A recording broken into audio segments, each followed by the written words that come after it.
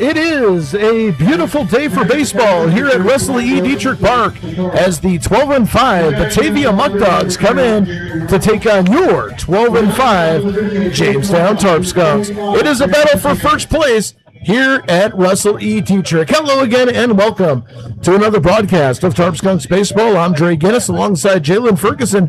Jalen, this is a preview of the heavyweight fight that we all thought we would see around this time of the season. Yeah, that's right. Both teams battling for first place. Both teams at a record of 12-5. This is the title fight. This is for the World Heavyweight Championship here. It's for all the marbles. Well, not for all the marbles, but it is for who will be at the top of the division. Yeah, looking to take control of first place as we start winding down the first month of the season. And the Tarp Skunks, they started off strong. They opened up to an 11-2 record and then hit a 3-game slide before taking 3 days off and coming back on Tuesday with a 14-8 win over the Niagara Falls Americans. And a lot of progress and a lot of positives coming out of that game, where we saw some of the hitters that had started off a little slower than they would have liked to begin the season, namely Caleb Jordan, Nate Muncy having great games, Tito Kiefer chipping in, Grant Moore continuing to get on base. A couple of rough spots with the middle relief pitching, but the important thing was the Tarp Skunks were able to overcome. They played a lot cleaner on defense, and I think some of that fatigue and some of that, playing so many games in a short period of time, being on the road, I think that helped clear their heads a little bit, and they played probably the cleanest baseball we've seen out of them for a while. Yeah, I will say, I think they really needed that 3-day rest that they got, and they were able to bounce back and pick up the victory. And like you said, a lot of players who helped out on offense. And also, we would be remiss to talk about the Eric Weeks home run in deep left field 2 nights ago on Tuesday. That was just very spectacular. Good job on the hitters being able to get the victory. Yeah, not only being able to flex his muscle, but playing solid at third base, which is where he's going to be playing today. But let's also talk about, we talked about a couple of speed bumps with the middle relief. Even though there were a couple of speed bumps, they weren't as rough as we had seen, more specifically the Newark game, where it was a 12-2 lead and just things completely fell apart. And then during that 3-game slide, the Skunks, they had a chance to put away the Niagara Falls Americans, but ended up blowing the lead in the 9th inning and losing that ball game by a score of 9-8. You almost felt that there was a challenge for the middle relievers. Tino Masson, Joe Santos came out, and they all worked really hard. Yes, they gave up a couple of runs, but nothing that really opened the floodgates and allowed Niagara Falls to really get back into that ball game. And then, of course, bad news for the Niagara Falls Americans when all business Chase Barron came in and slammed the door in the 9th inning. Yeah, that's right. They had to slam the door on that game, putting in Chase Barron. Even though he did not get the save, he was still able to close out the door for the sure close there. And I guess you had to do that just so you can salvage the victory. Batavia comes in after losing a tough ball game in Niagara yesterday against the Niagara Ironbacks by a final score of 5-4. We'll tell you more all about that in a little bit. But first, we're going to step away for the national anthem. Remove your caps and sing along if you like. Hello America with the playing of our national anthem.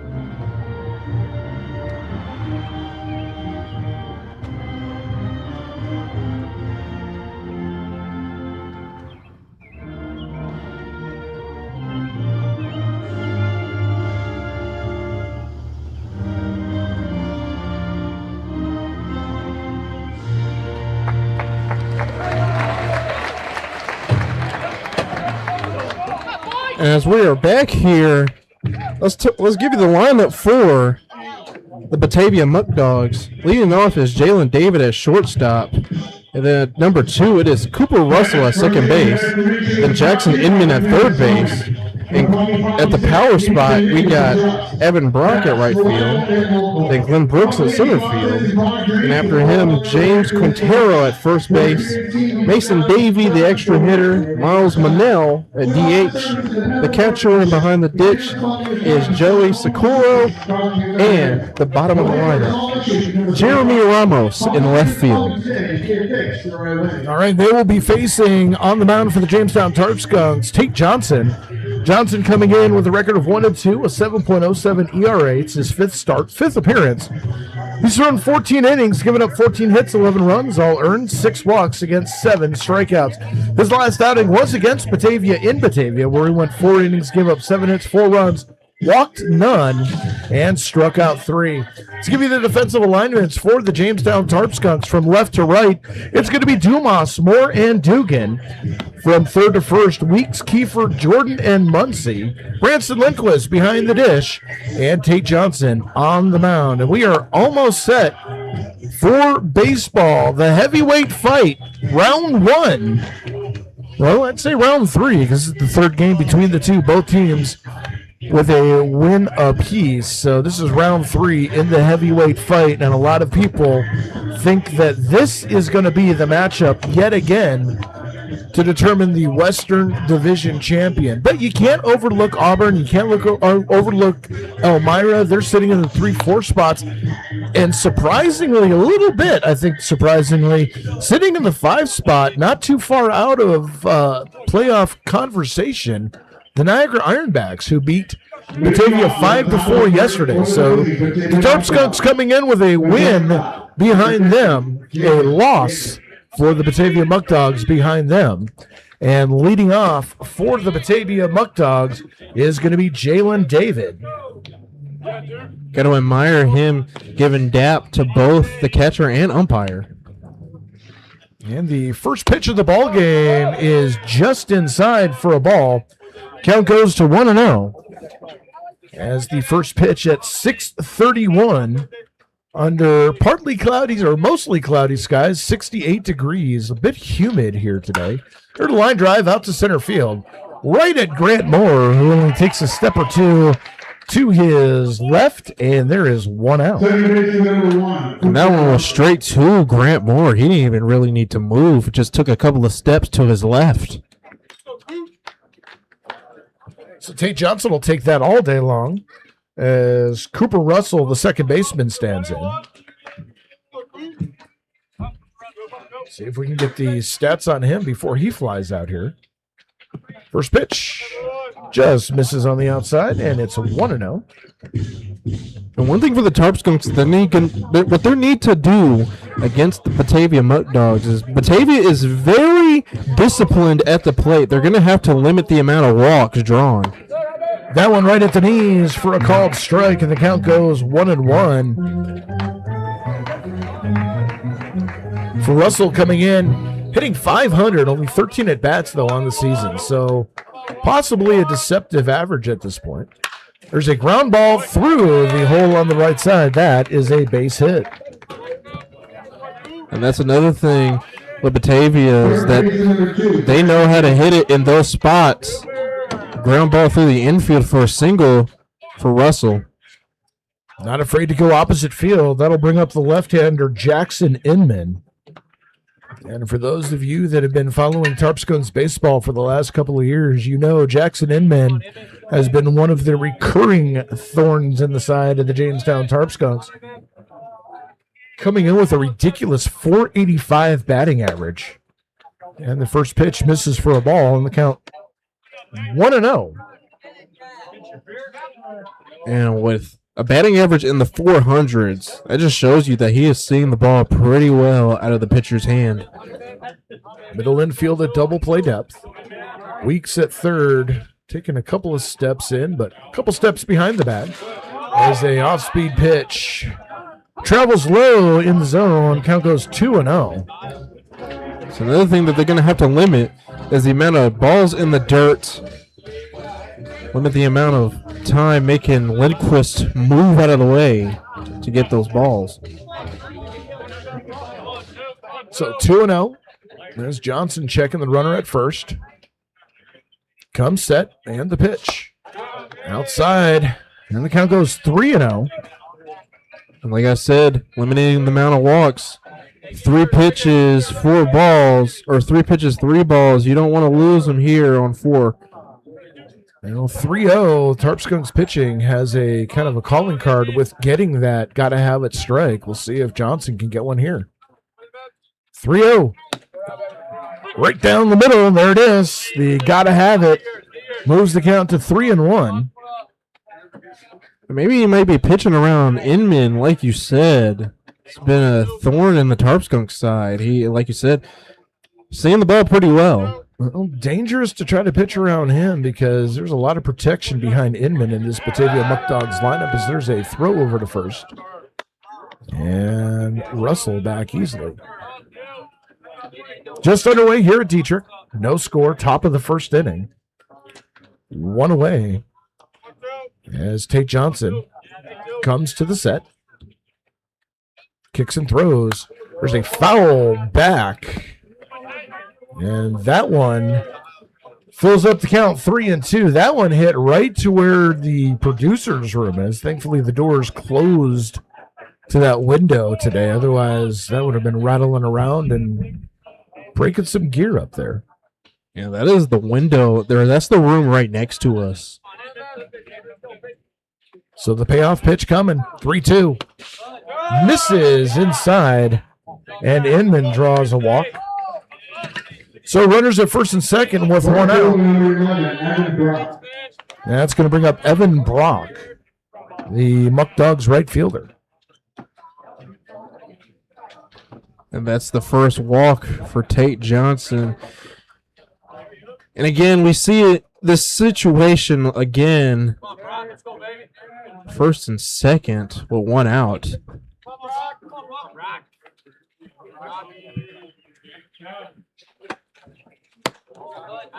First pitch. And this is for a ball. 1-0, and that has been the calling card here so far. First pitch balls. Again, that does not help. Statistically, when it's first pitch ball, a lot of the time that results in a hit. There's a line drive into the gap to right center field. That's going to fall and roll for extra bases. More there to cut it off. 1 run comes in to score. And holding at third is Inman, an RBI single for the Batavia Muckdogs, and they take a 1-0 lead. See, that's the thing here is that you just got to go after these pitchers or go after these hitters because they are on attack mode and they want to hit the ball.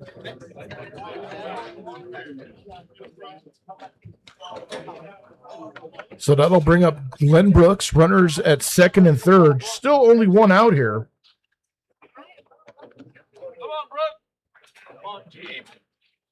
Brooks, right-handed hitter. Stands in Johnson. Kicks and throws. First pitch taken for a strike, 0-1. So Johnson's starting Brooks off with an early strike. Got him to look at that off-speed pitch. Runners take their lead. The 0-1.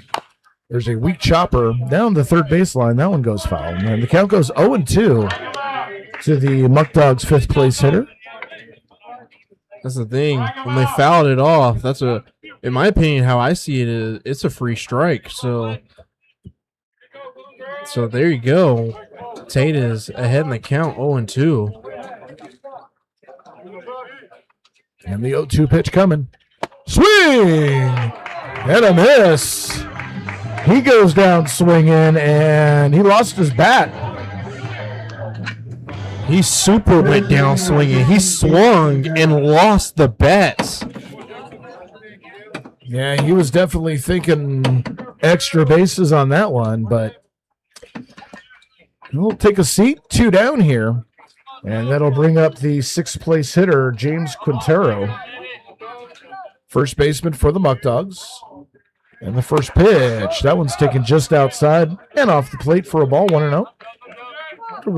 I wonder if we could call that swing and miss something else. You know, there's a K and then there's a backwards K. If you lose the bat on the swing, that would be something.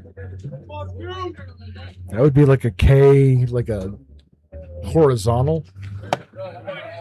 Off-speed pitch, catches the outside corner. Count goes 1-1. I just think he loses a couple style points for that. Or does he gain? I don't know. I don't think losing the bat is gets you style points. I think you lose some for that. 1-1. That one down in the dirt. Nice stop by Lindquist behind the dish. Count goes 2-1. Lindquist with the orange tape today. I haven't seen him wear regular black tape in a long time.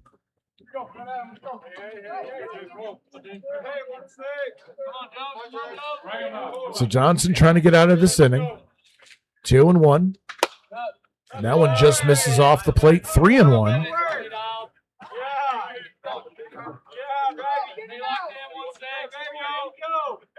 And he's got to be careful here. He's got to come in with something, but he can't leave something out over the plate. He's been trying to work the outside corner, maybe try to come inside. 3-1. And that one misses for a ball, and the bases are loaded. Extra hitter number 3, Mason Davey.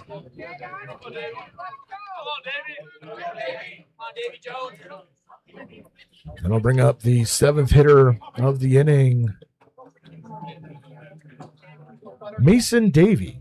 Again, that is the second walk in this first inning. Not really doing his pitch count any justice. First pitch just missing off the plate for a ball, and Lindquist holding it there for a second. I'm not sure where that missed, but called the ball. Outfield shading in, swing and a miss on a 1-0 count. Count evens at 1 apiece. Dumas playing straight away. Grant Moore cheating in a little bit at center field, and C.J. Dugan cheating in a little as well. Infield playing back. And the pitch. There's a ground ball to second. Jordan has it.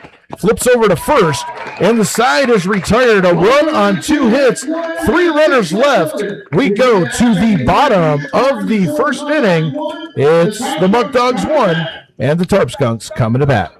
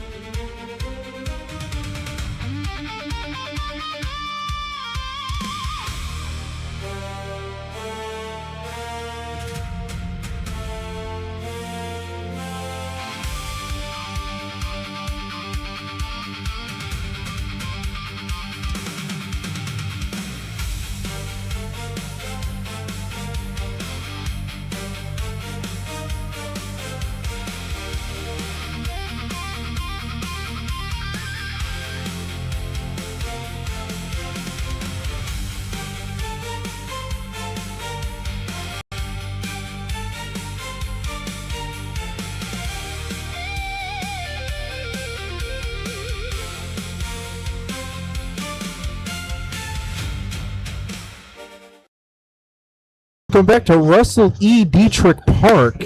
It is 1-0 Muckdogs here As we go to the bottom of the first, let's give you the lineup for the Tarp Skunks. As leading off, it is Grant Moore, center field. At number 2, it is Eric Weeks, third base. The extra hitter, Heath Fetchick at 3. At first base, Nate Muncie playing at 4. Paul Delonto, the designated hitter, at 5. Caleb Jordan at second base. He is at 6. Then at 7 is CJ Dugan playing right field. Behind the dish, Branston Lindquist playing at 7. Or playing at 8. And then Matthew Dumas, left field. And then at number 10, it is Tito Kiefer. And the starting pitcher for the Muckdogs, it is Gavin Chandler. And here to tell you all about it, it is Dre Guinness. No, and thank you very much, Jalen. Yeah, Gavin Chandler for the Muckdogs comes in. It's his 4th appearance, 4th start. Comes in with a 3-0 record, a 0.92 ERA in 19 2/3 innings. 12 hits, 2 runs, both earned, 4 walks against 13 strikeouts on the season, and he will face Grant Moore to get things started here in the bottom of the inning. There's a bunt, perfectly dropped down, throw to first, not in time! Grant Moore dropping down a bunt and beating it out.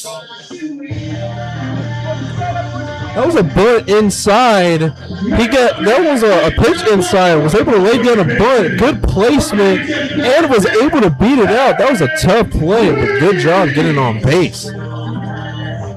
So now a base runner on base, and with Grant Moore, you know, he is looking to complete his first part of his side quest. He likes to get 2 stolen bags a game. Gives himself an opportunity here first. First pitch to Eric Weeks, taken for a strike. That's 0-1. Eric Weeks just been on a tear at the plate, also hitting a home run back in Niagara Falls. I want to thank him for giving me my first ever home run call. You two will be intertwined in history forever. There's a high chopper toward third, picked up by Inman to second for 1 to first, not nearly in time. So 1 out, a fielder's choice on a high chopper. If that was in Niagara Falls, that would have been in left field by now. Probably for extra bases, but here on the natural grass, it's a fielder's choice, 1 out, and that'll bring up Heath Fetchick. I gotta say, if that was back in Niagara Falls, that might have been the highest blooper I have ever seen. That would have been equivalent as a fly ball, to be honest. Heath Fetchick, who's really come on as of late, swinging and a miss, or foul back at the first pitch he sees. 0-1.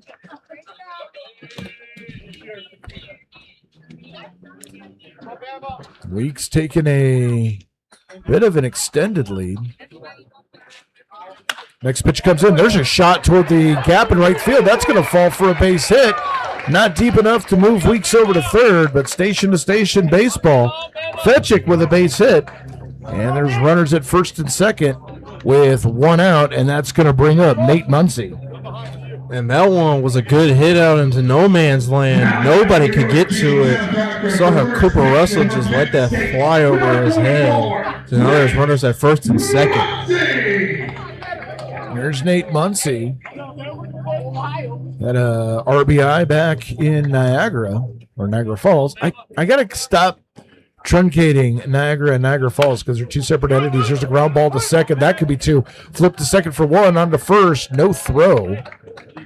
As Fetchick was able to slide in and burn the double play attempt, but runners at first and third now with 2 down, and that's going to bring up Caleb Jordan, or no, make that Paul Delonto.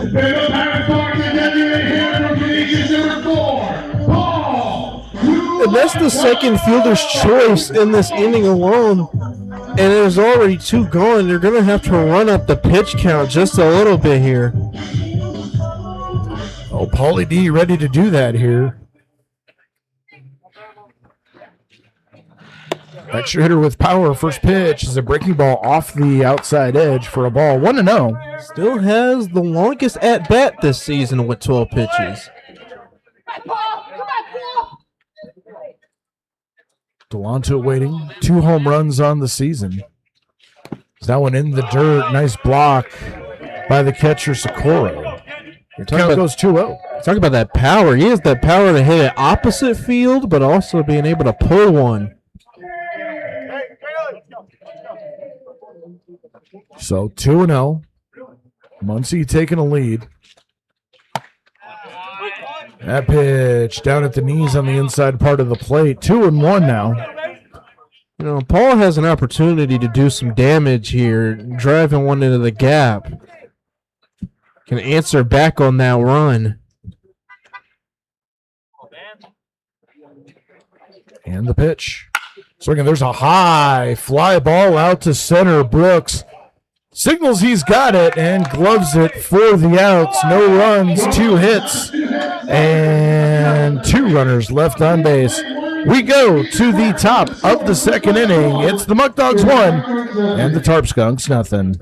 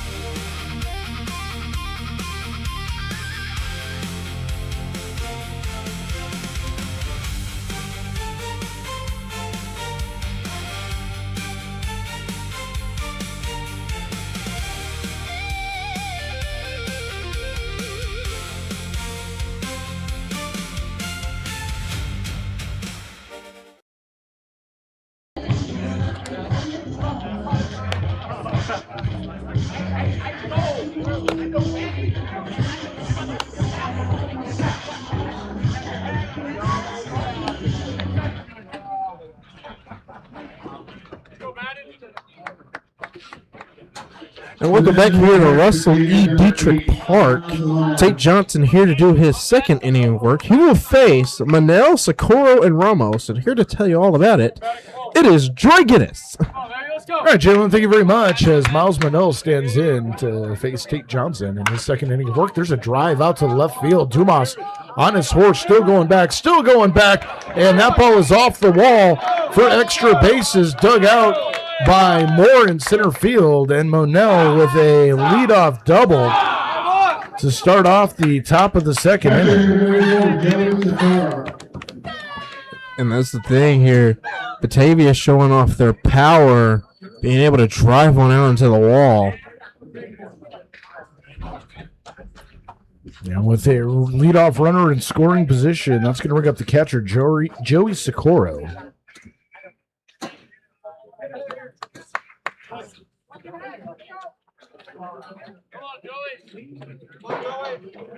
Tate Johnson comes set, first pitch, offered at and missed. Tried to hold up on a check swing, just went around too much. And the count goes to 0-1.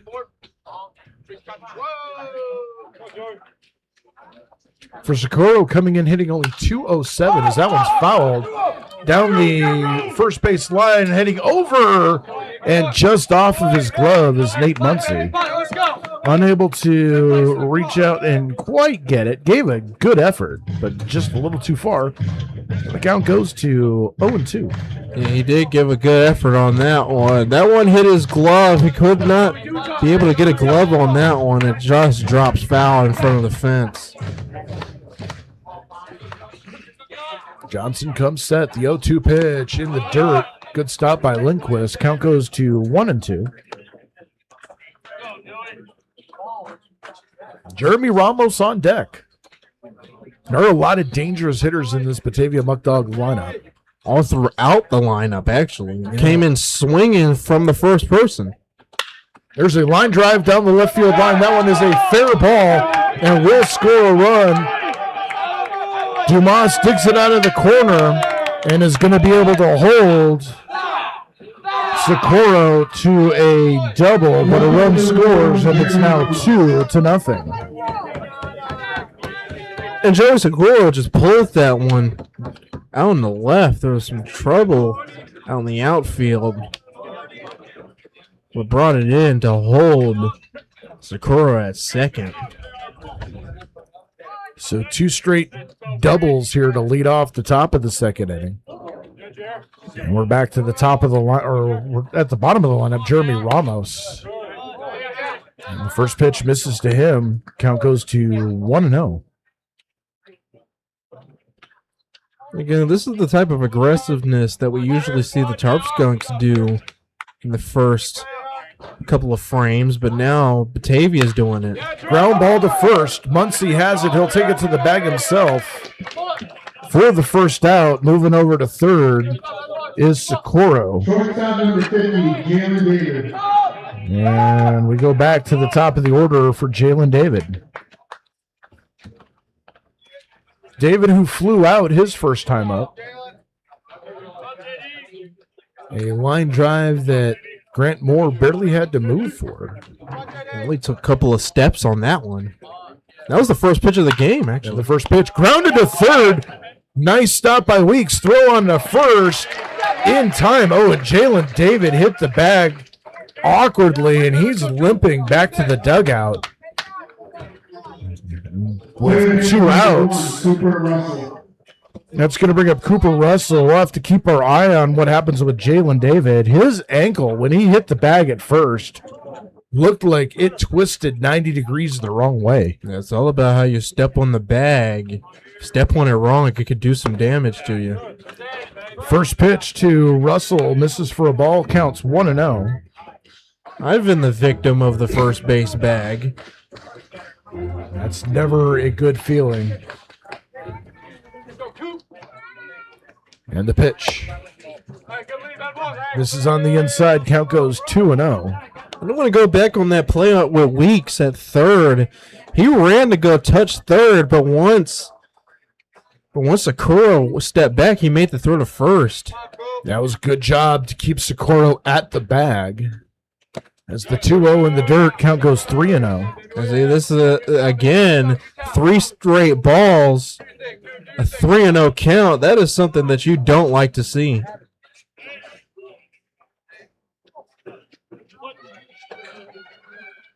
Another thing is, Batavia has been hitting the ball hard. Everything they've hit has been loud contact. That one, got to have it on the inside corner, 3-1. They are hitting it in the correct spots, hitting it down the line, hitting it in the gaps, hitting singles through the infield. It's all about how the Tarp Skunks adjust accordingly. Oh, that one on the outside corner, called strike 2. Russell thought that was ball 4, started to take the walk toward first. A little bit delayed call. That was a delayed call. I did not know if they were going to gift him the walk. 3-2, count full, payoff pitch. Foul off to the right, and a play, and we'll do 3-2 all over again. Good job by Tate Johnson being able to fight back out of a 3-0 count. Now it's full, but the margin of error is very slim here. So the payoff pitch coming. Johnson kicks and throws. There's a line drive into right field. That is going to fall for a base hit. Another run comes in to score, and the Muckdogs take a 3-0 lead. Third baseman number 2, Jackson Inman.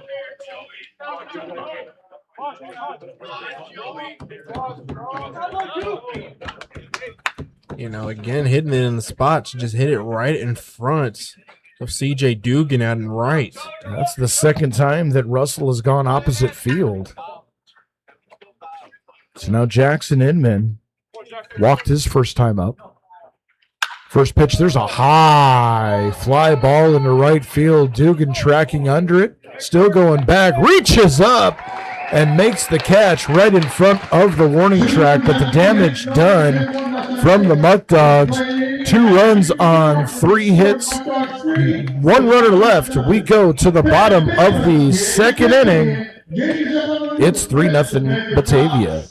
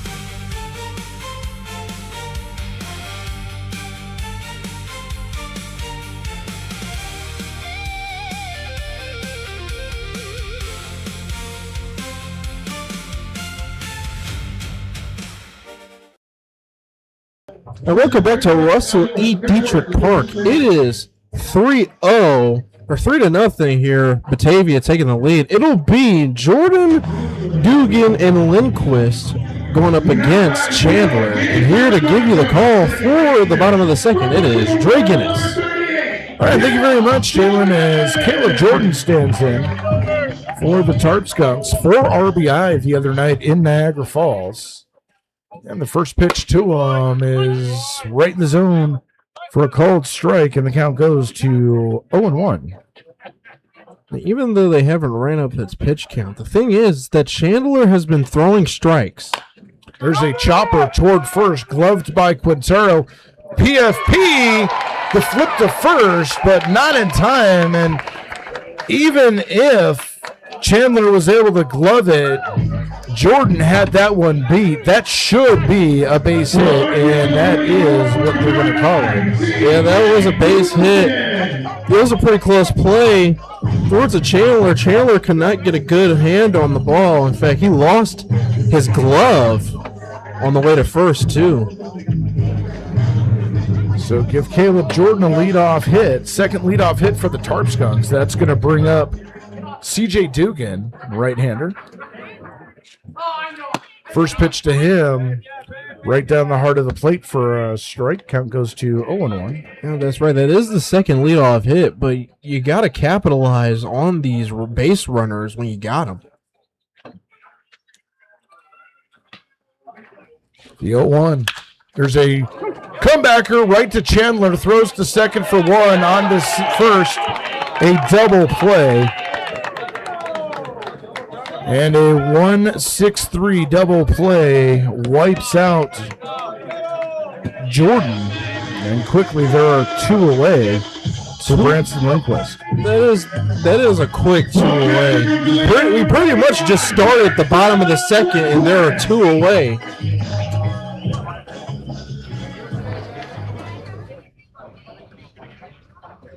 So now a 2 down, Lindquist stands in. First pitch, swing and a miss.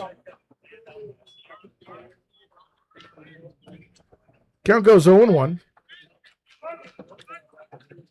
There's a line drive down the left field line. That is going to fall for a base hit and be extra base as Lindquist turns the corner at first.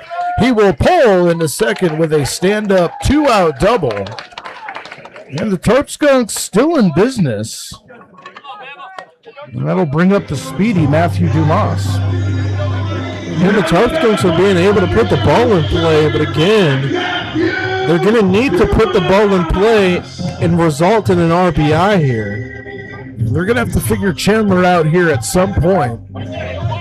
Coming in, only giving up 2 earned runs in 19 2/3 innings. That's been expanded here a bit. The Skunks would like to scratch one across here. First pitch to Dumas, taken at the knees for a called strike. Tito Kiefer on deck if Dumas be able to extend the inning. Corners playing in a bit even with their respective bags. There's a foul off to the right now to play.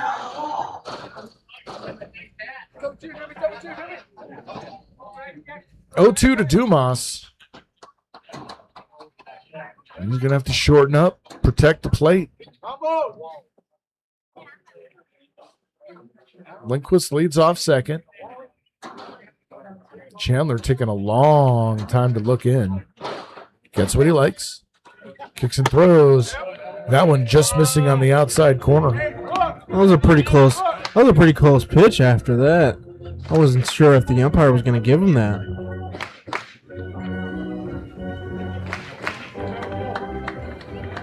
It's now 1-2 the count.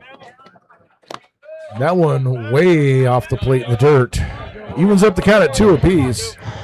You know, Matthew Dumas found himself quickly behind on 2, but now he's able to fight into an even count now.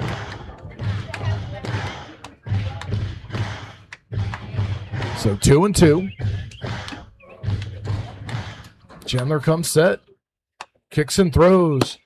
That one on the outside corner, and Dumas has worked the count full. 3-2. able to work it into a full count. What started as a quick inning for Chandler has turned into a bit of a work. Now he steps off. I don't think he really stepped off for the runner. I think he just stepped off to reestablish a pitch there. Takes a look. The payoff pitch, swing and a miss. And Dumas goes down on strikes. Inning over, no runs, 1 hit, 1 runner left. We go to the top of the 3rd inning. It's still 3-0.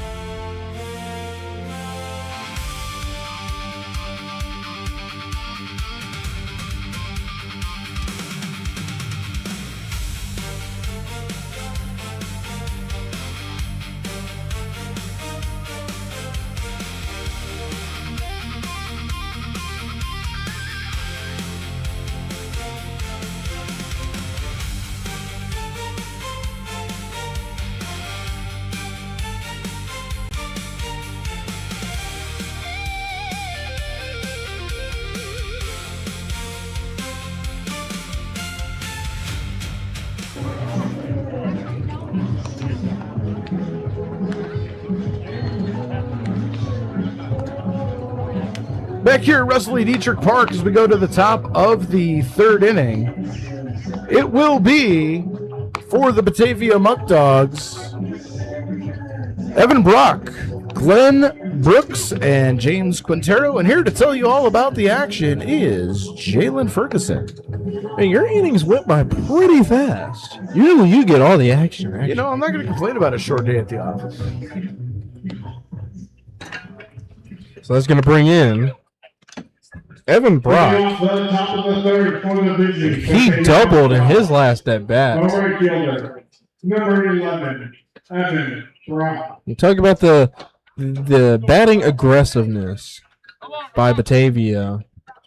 They were just attacking Tate Johnson on all cylinders in the last 2 frames. And that one, first pitch for the top of the 3rd is a strike to Evan Brock. So now Tate Johnson is in a 0-1 count. And that one catches the zone, an off-speed pitch. And so now it is quickly 0-2.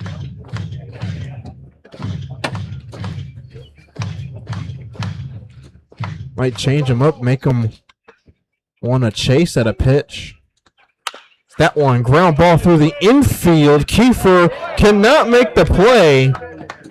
And so Evan Brock is going to reach on first. We'll see if they give him a single or an error.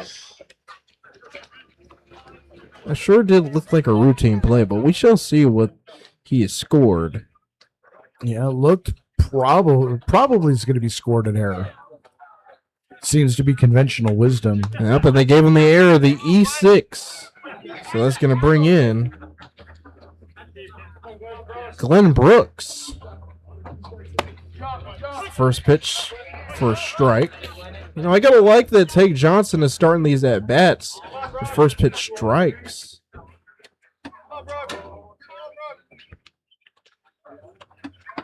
It's definitely been more a change from the first 2 innings. That one misses for a ball. 1-1 the count to Glenn Brooks.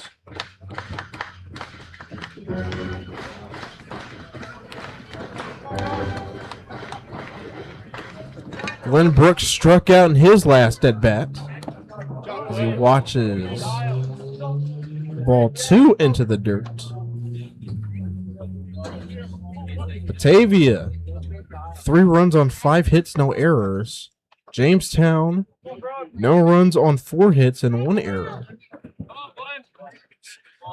Evan Brock at first. And another ball into the dirt. So he's going to have to work the count back to a full count. It is 3-1 to Glenn Brooks. James Quintero on deck for Batavia. That one fouled behind and into the concourse area, and so Tate Johnson now has a full count. Middle infield in double play depth. Ask and you shall receive.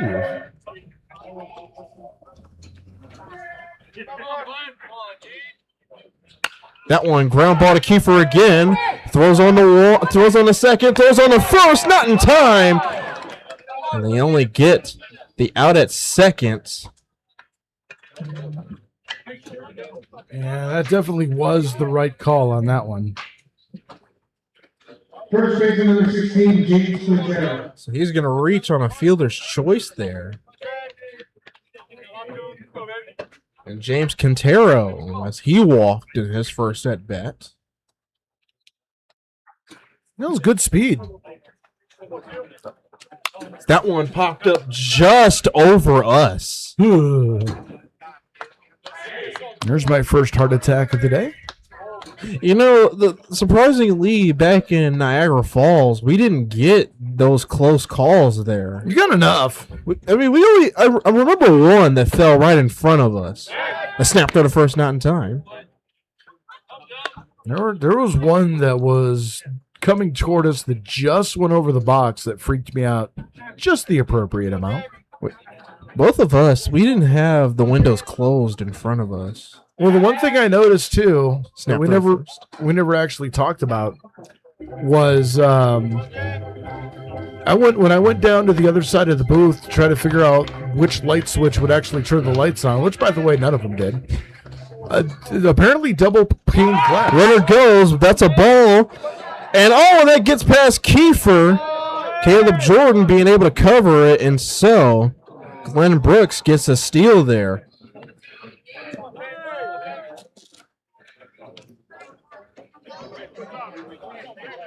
Yeah, they have double pane glass in that one because one of the windows, the front pane was broken, the back pane was still open or still whole. So 1-1 to count to Quintero. That one driven out to right field. C.J. Dugan on his horse, and that one is off the wall. And so Quintero is going to get a double. Throw to the plate, not in time. And so that is going to be an RBI double for the Batavia Muckdogs, and it is now 4-0 Batavia. And Quintero, a victim of the blue meanie out in right field. We have twin blue meanies out here in left and right field. That one just off the bottom of that part of the wall. If that wasn't there, that would have been gone. Any other ballpark in the PGCBL, that's gone. We also have the farthest depth. 414 in center. First pitch misses. Yeah, 342 down the first base line, and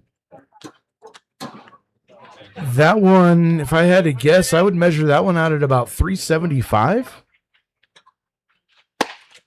Second pitch is a ball. Mason Davey at the plate as he watches one up high for ball 2. And Davey grounded out to Caleb Jordan in his last at bat.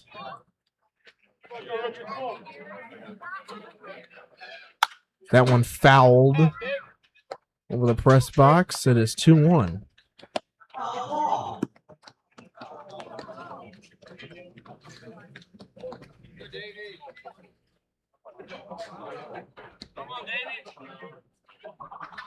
And Tate Johnson giving Quintero a look.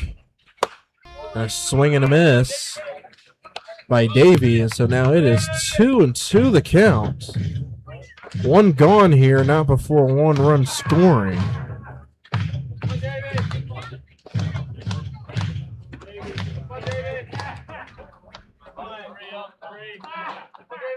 2-2. That one in there, and Mason Davey sat down on strikes, got struck out looking. So that's going to be 2 outs here for the Tarp Skunks, and that's going to bring up Miles Manell.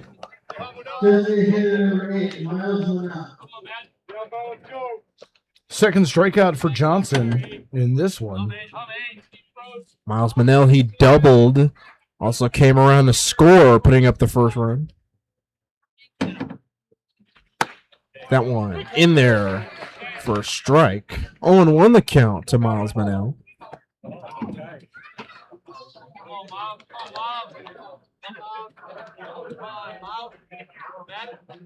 Cantoro at second. That one in the dirt for a ball. Good job by Lindquist being able to block it. Keeping the runner at second there.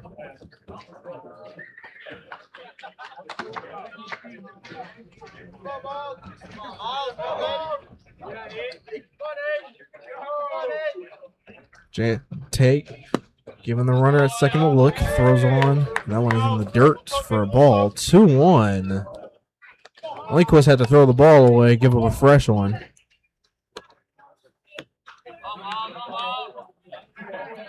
So 2-1 the count to Miles Manell.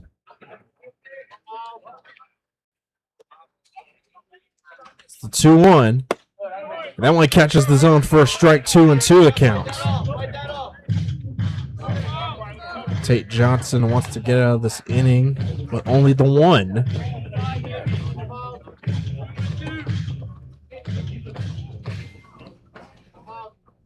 And here comes the stretch. That one fouled. And Miles Manell is not ready to go down just yet. Staying alive, trying to drive in yet another run. Johnson trying to get out of this inning without giving up any more. So we're going to do 2-2 all over again. And swing and a minute. Oh, no, they'll sat down looking, and that'll do it. For the top of the third, on a couple of hits, 1 run comes across the score. It is 4-0 Jamestown, or Batavia. I got to clean that up. Yeah. I got to clean that one up. Take it away. Thank you, Jerry. All you gotta do is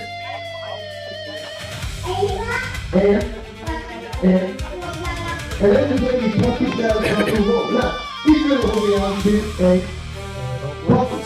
over there's that big black truck. They're going to roll the wall, the power they have.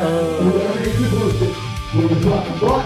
All 3 of them are going to do the make sure that's done. Let's keep it rolling. We got a good throw.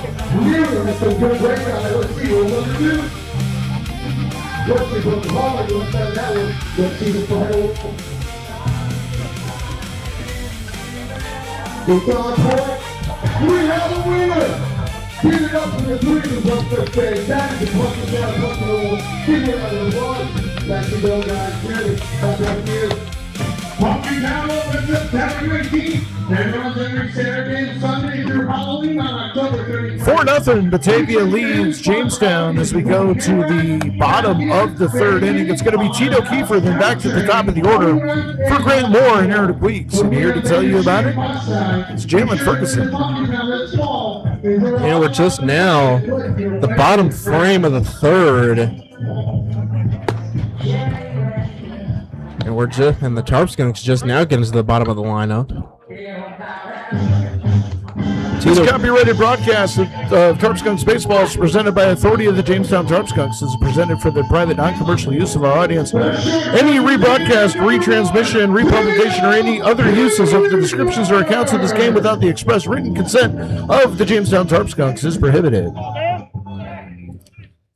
Sorry about that. I had to sneak in that radio thing. It's good you did it. It's that one, he watches the first pitch strike. Yeah, I forgot to do that Tuesday. Oh, you did? Yeah. That one, ground ball to short. David throws to first, and that one gets past the first baseman. And so that's going to be most likely a throwing error on David. Yeah, David when he picked it up. Looked like he double clutched it, didn't quite get a good grip on it the first time, then had to force that throw. And give Quintero a lot of credit at first for stretching out, but just past his glove. But where the credits really due, that kept Kiefer at first base on that one, is the backup play by the catcher Socorro. Now the Tarp Skunks go all the way back to the top of the lineup. Here is Grant Moore, as he singled on that very impressive bunt to lead off the first. A snap to the first. And very close, but he is back in safely. And there's some disagreement coming from the Batavia dugout. And if I'm being honest, now there's going to be a discussion here. If I'm being honest, I don't even want to say it, but it looked like they got him. That was very close. I think the skipper for Batavia is saying that should have been the home plate umpire's call. He had the better view of that. Yeah. It's tough to try to appeal something like that to the home plate umpire because he has one point of view, but from 90 feet away, you default to the field umpire. And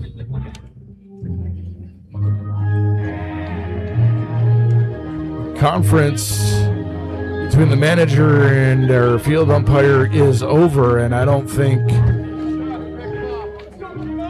the result is what they were looking for. That was a pretty close play there, but Grant Moore going to see his first pitch of this at bat. That one is in the dirt. Tito Kiefer took a big, large secondary lead at first, but had to come back in. I think he was waiting to see if the ball passed Socorro. So 1-0 to Grant Moore. That one in there for a strike. Chandler has been dealing, and on minimum pitches too. Tarp Skunks are going to have to figure out some way to attack him. And that one check swing by Grant Moore. And field umpire says no. Yeah, you could see that all the way up here. That ball didn't even go a quarter of a way across the plane. So 2-1 to Grant Moore. That one driven out foul down the right field line. That one heading toward the Lafayette corners, but just took a right turn at Albuquerque, went foul. The ground ball through the first and second hole could have surely been a single. Yeah, if he was able to straighten that out, or even a half a second later, might be looking at runners at second and third. I don't know. Tito could maybe stretch that to go home. He does have the speed. Snap to the first, not in time. Kiefer being a little bit more conservative on the distance of his lead, but still dancing around a little bit out there at first. We've seen Kiefer steal bases before. Remember, he stole a couple of bases back in Olean. That one ground ball to third base. And throws on to first. Close play, but Grant Moore does not get it. He is out at first. He got him by a half a step, and if you notice, Quintero had to shield his eyes from the sun to receive that throw. So that's going to bring in Eric Weeks as he got on via fielder's choice, avoiding the double play.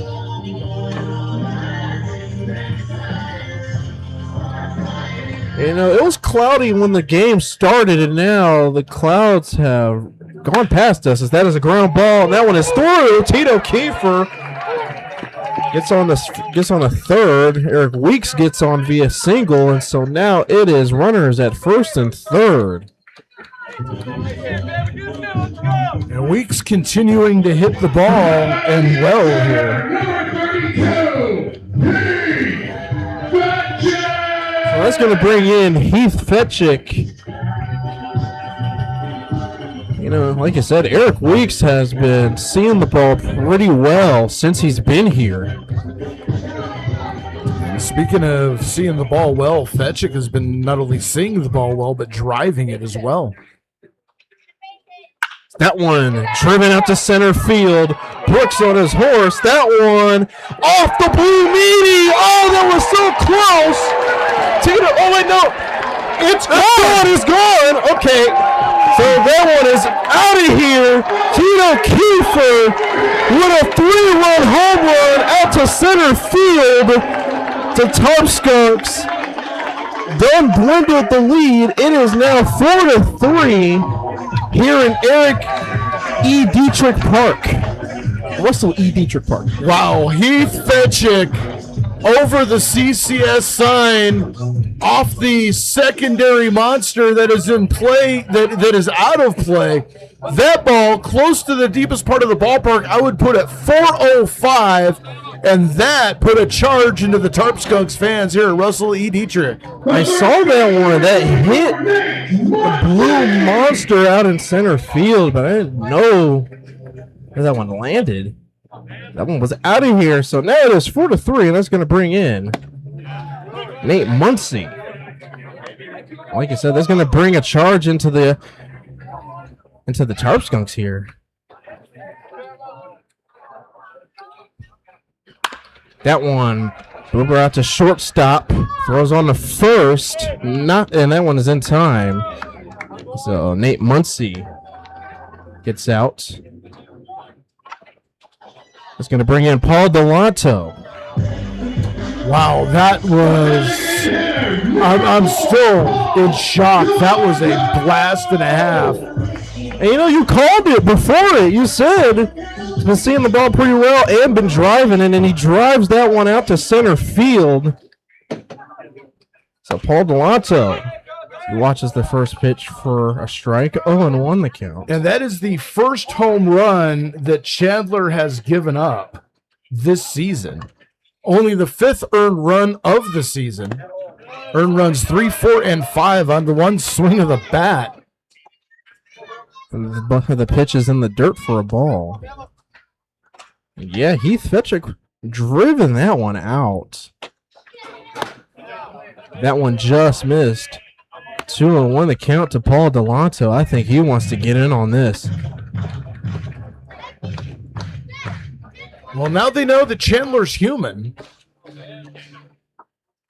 That one fouled behind the plate and to the backstop. It is 2-2 the count. With his stats coming into the game, Chandler had the stats of a pitching robot from the future, and Heath Fetchick just brought him back to the past, or the present. It's like in the Rocky movie.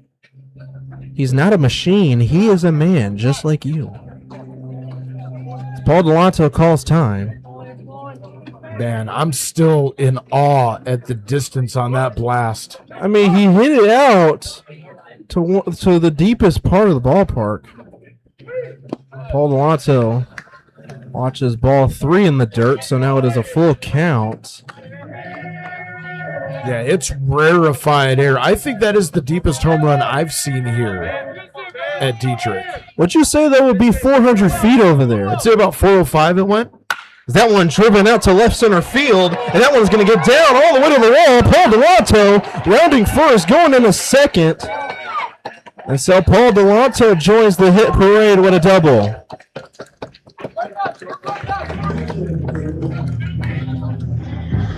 The Skunks showing signs of life here in the bottom of the 3rd inning, and Caleb Jordan, who's starting to heat up, stands in.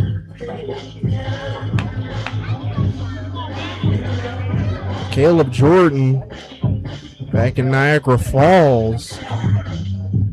You know, we talked about hitters who turned their seasons around. He did it against Niagara Falls. So he watches the first pitch for a ball 1-0.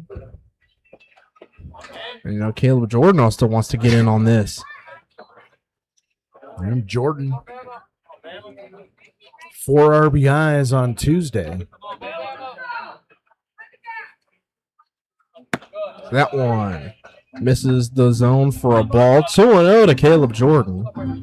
Yeah, Jordan's definitely starting to see the ball better here.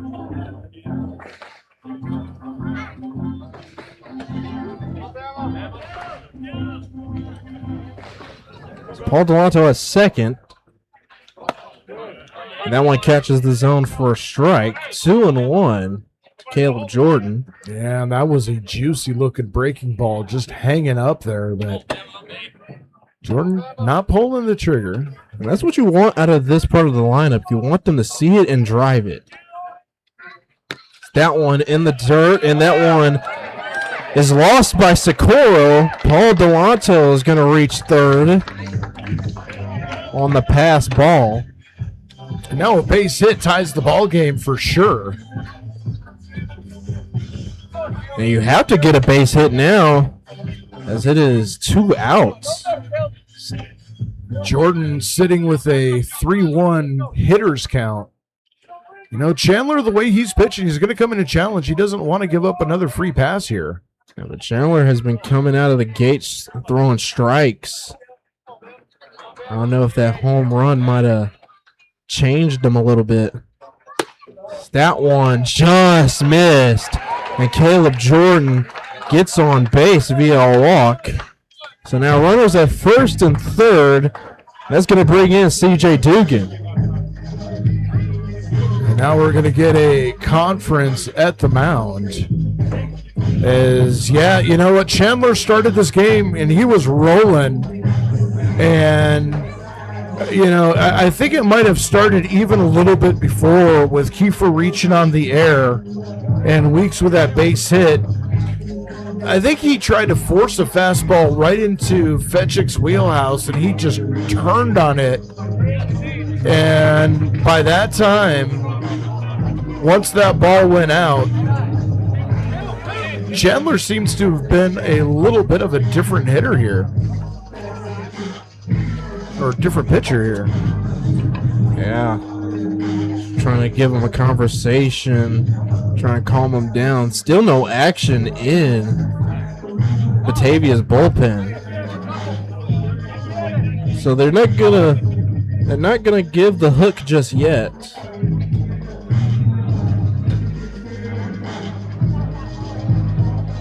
.44 pitches up to this point for Chandler. So he's still on the Major League 15 per inning pace. Like you say, he was cruising in the first 2 frames, but now he's giving up, I want to say, 3 hits in this inning. I was going to bring in CJ Dugan at the plate. 4 hits this inning. And snapped out of first. And you have to wonder if during the conference on the mound, there was a conference at third base with the third base coach, if they're considering sending Jordan. Doesn't look like it, though. He's taking a conservative lead. That one popped up, and David makes the call, sits under it, makes the catch for the out, and that'll do it. But with 4 hits and a home run, the Tarp Skunks take down the lead. It is 4-3 Batavia, and we'll go back after this.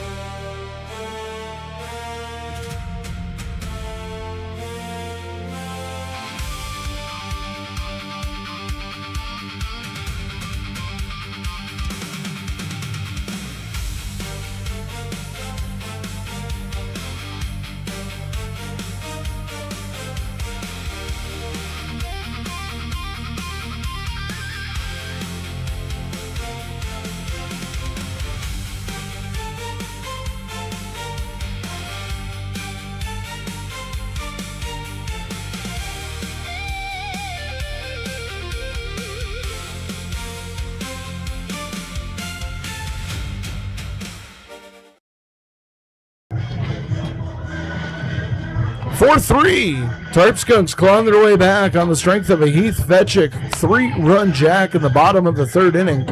New pitcher for the Jamestown Tarp Skunks. It's going to be Camp Churchill. His 7th appearance comes in with a 3-0 record, 4.8 ERA, 15 innings pitched. He's given up 14 hits, 10 runs, 8 of those earned. He's walked 8 and struck out 10. He will be facing the bottom of the order, Socorro Ramos, and then back to the top for Jalen David. And here to tell you all about the top of the 4th inning, it is Jalen Ferguson. Thank you. You're welcome. Camp Churchill, like you said, 7 appearances. He has been called a lot during this season. There's a guy who you want to eat up some innings. It is Camp Churchill. Tate Johnson's line, 3 innings pitched, 6 hits, 4 runs, 3 earned, 2 walks, and 3 strikeouts, 2 of those looking. So his day is over. Camp Churchill's begins. As he's going to go up against Joey Socorro. The first pitch into the dirt for Camp Churchill. That is his 1-0 the count to Socorro.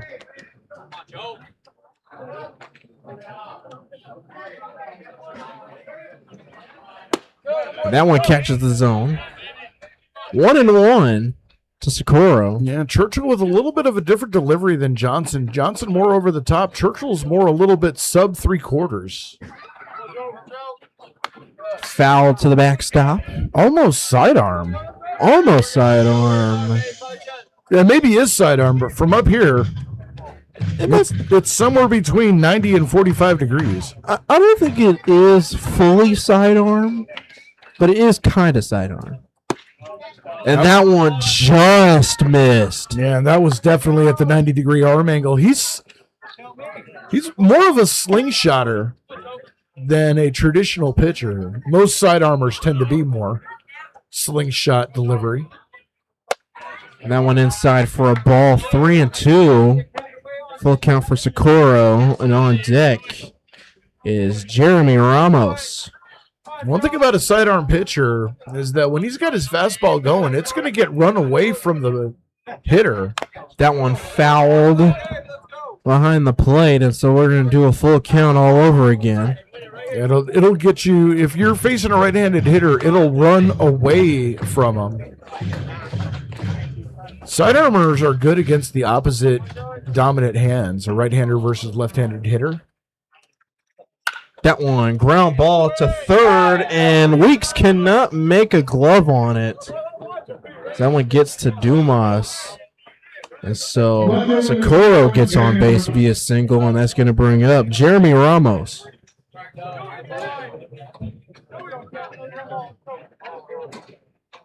Wasn't a hard hit ball. It was just a... Oh, no, they gave him the error on that one, actually. Wasn't a hard hit ball. It was just a little bit out of Weeks's reach. I'm not sure if I would have given him the error or not. Me neither. And it shows bunt. Pulls back. It's a strike anyway.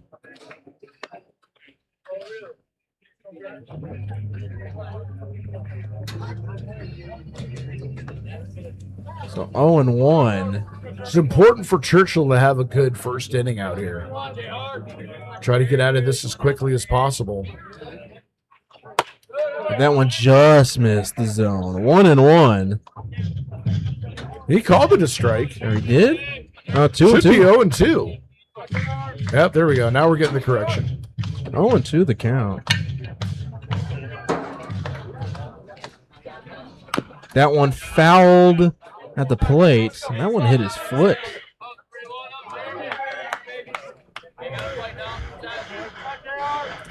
Churchill still trying to find his put-away pitch with 2 strikes.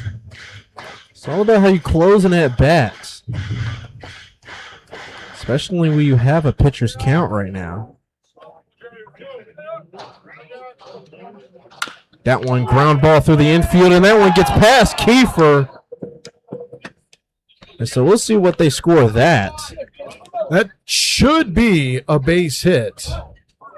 And it is. Never touched Kiefer's glove. But Kiefer looked like he was already looking at second before he watched the glove ball into his glove. So we're going to roll it back up to the top of the lineup. It is Jalen David. And they took the error off of Weeks and gave him a single.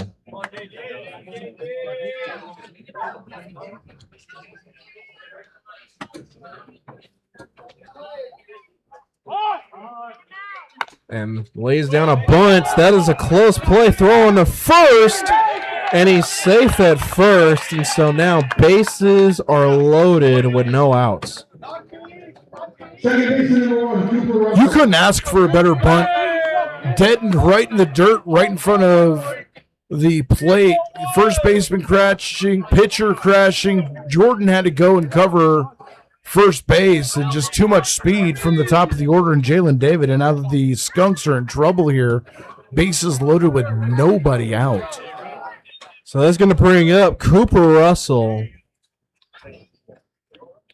Nate Muncie in on the grass.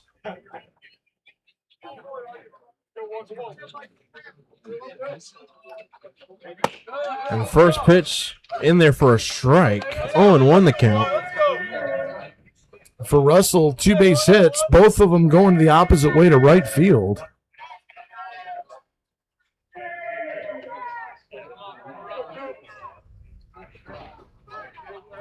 Swing and a miss at the pitch inside is 0-2 the count. If Jordan or if Kiefer fields that ball at short, this is definitely a different inning. Sakura at third, Ramos at second, and David at first. That one fouled. And we're going to do 0-2 again. And that one fouled off to the right, and that's telling me that he's looking to go back to right field. He's already been successful out there twice. And Cooper Russell calls time here. Batavia, 4 hits and 4 runs. And the Tarp Skunks with 8 hits and 3 runs. That one fouled again, and we're going to do 0-2 once more. Ooh, that one sounded like that might have gone off our camera. Just check that real quick. Nope, camera's all right. It was on the right side, just in front of Randy out there. Yeah, it definitely went off of something solid. Just a little bit under the railing out there. As we do 0-2 again. That one hits the dirt. Lindquist being able to use his chest to block it. That's like a goalie blocking the 5-hole in the Stanley Cup Finals. Just drop the knee pads, throw the glove down, and keep the biscuit from going in the basket. Kept it out in front of him there. Sometimes you just got to use your chest. Good thing he has that chest protector there. As 1-2. And an appeal to the infield umpire, he said no swing, so it's 2-2. And that was one of those pitches you almost wish that ABS was a thing down here, because I think if they challenged that, that might have hit the bottom of the zone. So Cooper Russell being able to fight it to an even count. It's 2-2 the count. It's that one ground ball through the infield, and that one is going to get into the outfield. And throw the plate not in time. So 2-run score on the RBI single. And for the 3rd time in the game, Cooper Russell going opposite field to drive in runs. 3rd RBI of the game. That single brought in 2 runs, and that's going to bring in Jackson Inman.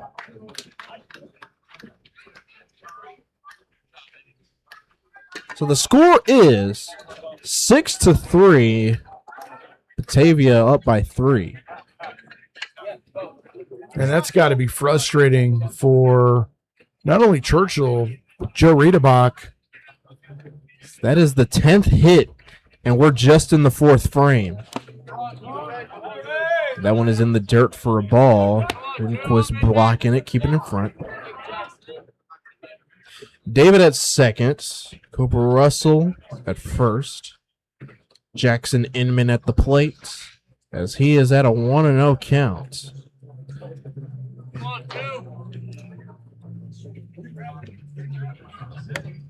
And that one, Lindquist could not get a glove on that one. Is 2-0.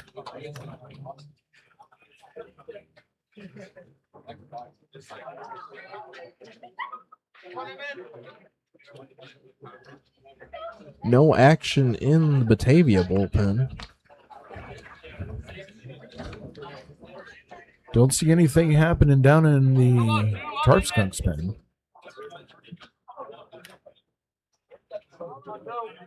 So 2-0 to Jackson Inman. Swing, made contact, but that one into the glove of Lindquist. 2-1. And still nobody out here in the top of the fourth inning. He had a promising showing at the start, but just let a couple batters get away from him. And you feel some of that. Because that one just missed. 3-1 the count.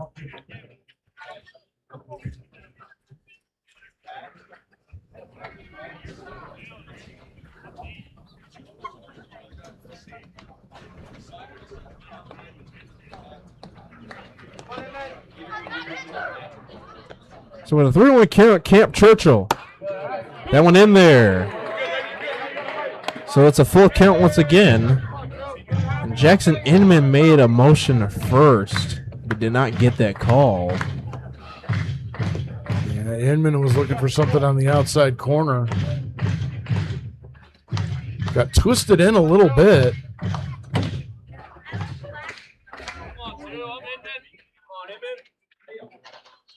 That one in the dirt, and he loses Inman, and so now the bases are loaded once again. And Lindquist calls time. We're going to have a talk at the mound here. Yeah, Joe Riedebach's going to come out here, and at this point, I think he's going to try to calm him down. You know, a little frustration for Churchill. There have been a couple of outs that could have been, should have been made, weren't. It's cost the Skunks 2 runs here. And with the bases loaded, nobody out, 2 runs all the way across already.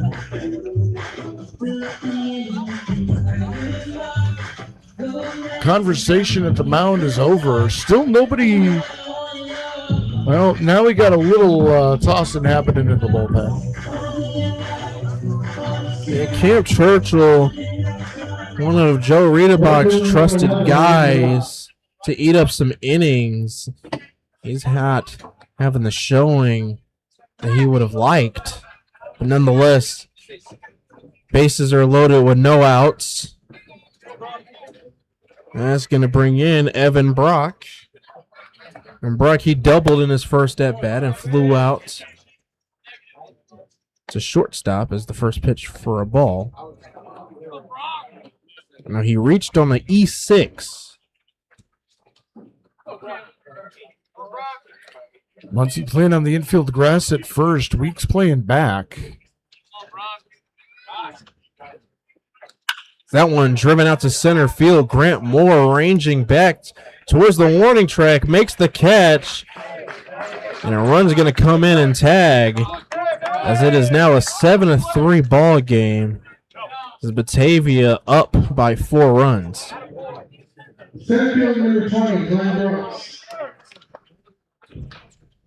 And nonetheless, even a run scored, but you really needed that first out.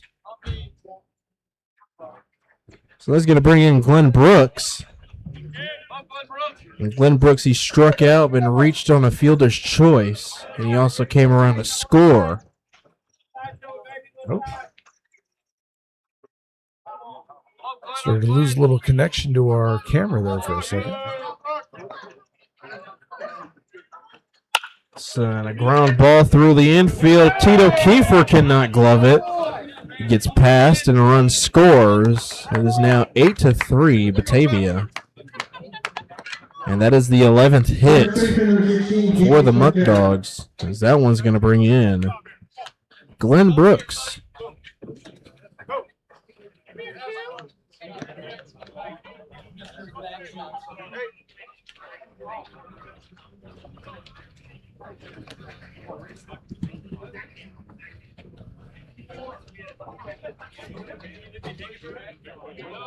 So here's the 0-0 to Glenn Brooks. That one in the dirt for a ball. 1-0 the count. And Glenn Brooks.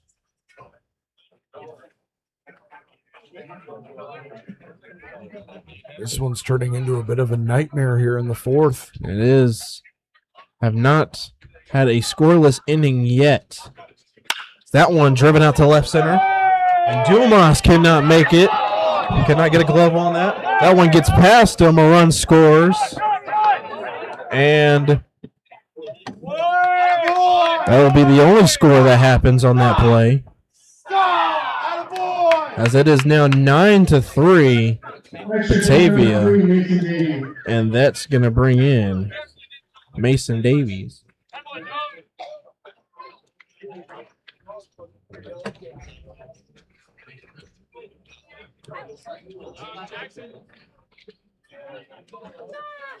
I was getting that was James Quintero who driven that one out to left.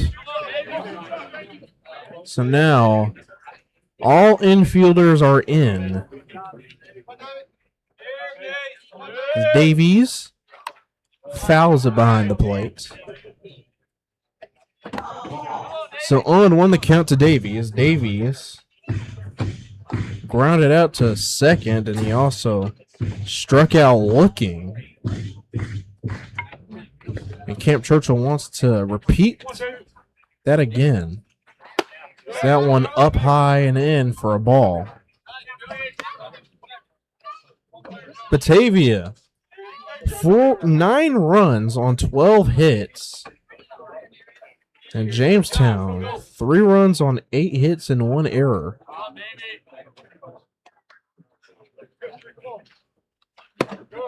That one just missed. 1-1 the count. Yeah, you're not going to get that call when you haven't really been able to put anyone away. The umpire's not going to give you a gift.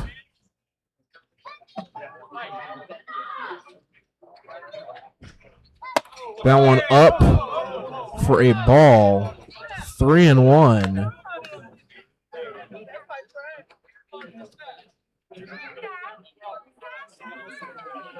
And if you're Camp, you do not want to load the bases for a third time in this frame. I think if he does, his night's over. So 3-1. That one fouled. And that made both of us jump. I think he cracked the bat on that one. Yep. Definitely broke a bat.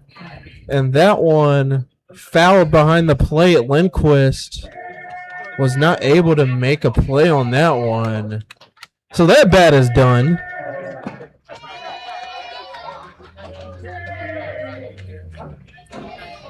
So once again, another batter and a 3-2 count.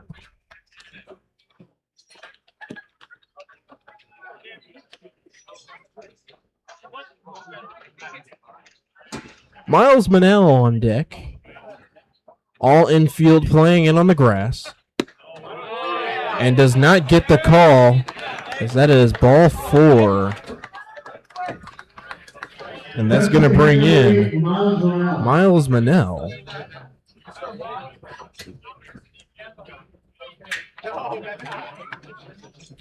And Joe Reed about coming out. That is most likely going to be it for Camp Churchill. Tough outing for Churchill. He leaves with the bases loaded. And we'll get you the new pitcher when we get back. It's 9-3 Batavia.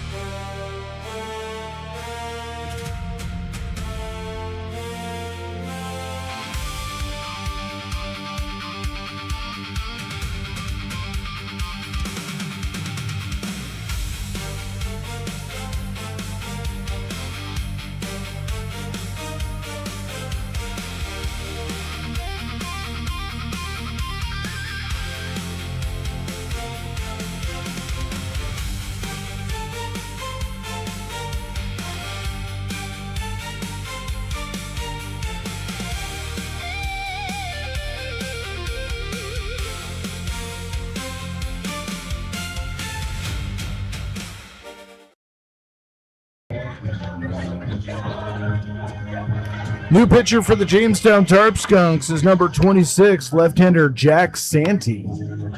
For Santee, it's his fourth appearance, 2.45 ERA. 3 2/3 innings on the season. He's given up 2 hits, 1 run, 1 earned. He's walked 1 and struck out 2. In limited action, hitters are only hitting $182 off of him, and he inherits a pretty big jam here. 5 runs already across for the Batavia Muckdogs. Bases are loaded with only 1 out. And the Muckdogs about to send their 10th batter of the inning to the plate. And here to tell you about it is Jalen Ferguson. About to roll it around. About to roll it around here. It usually helps if you turn your mic up. Yeah, that is true. I learned that in radio class once.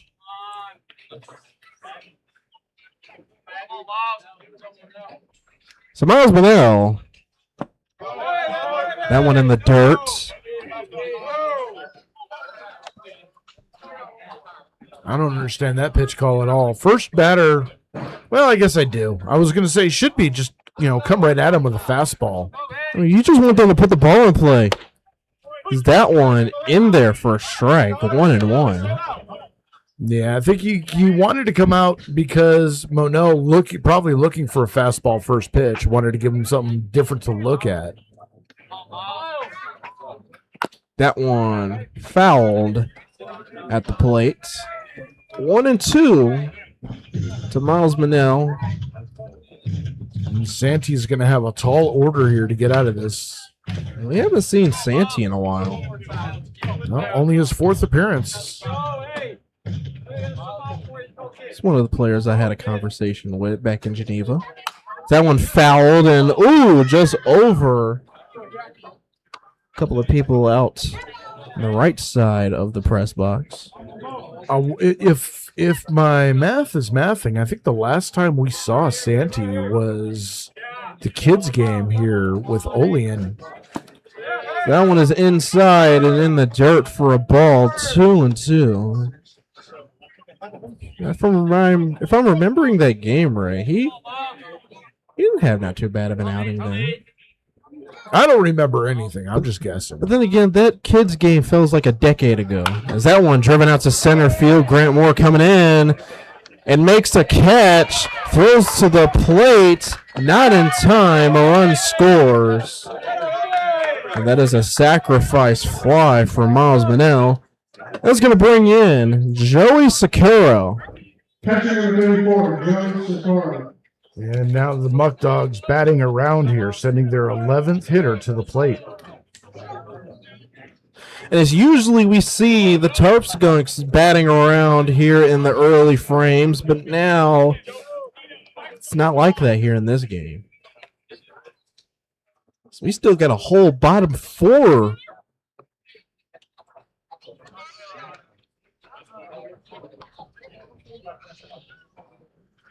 Here's Joey Sakura at the plate. That one is outside for a ball. Give a lot of credit to Moore on that one. He had to make a long run in and then made a shoestring catch just to even make that play. And a solid throw into home. And the off speed in there for a strike. 1-1. That was a nice pitch by Santee right there. That one definitely froze him. Get that off speed working. That one in the dirt, good block by Lundquist.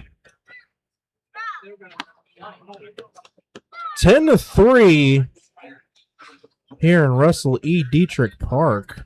6 runs this inning, and this is an inning that I think everybody is going to want to forget. Unfortunately for us, we have to remember. That one driven out to left center field. Grant Moore and Dugan. But Dugan is able to make the catch, and that will end the inning. So 6 runs come across. It is 10-3. Tarp Skunks due up after this.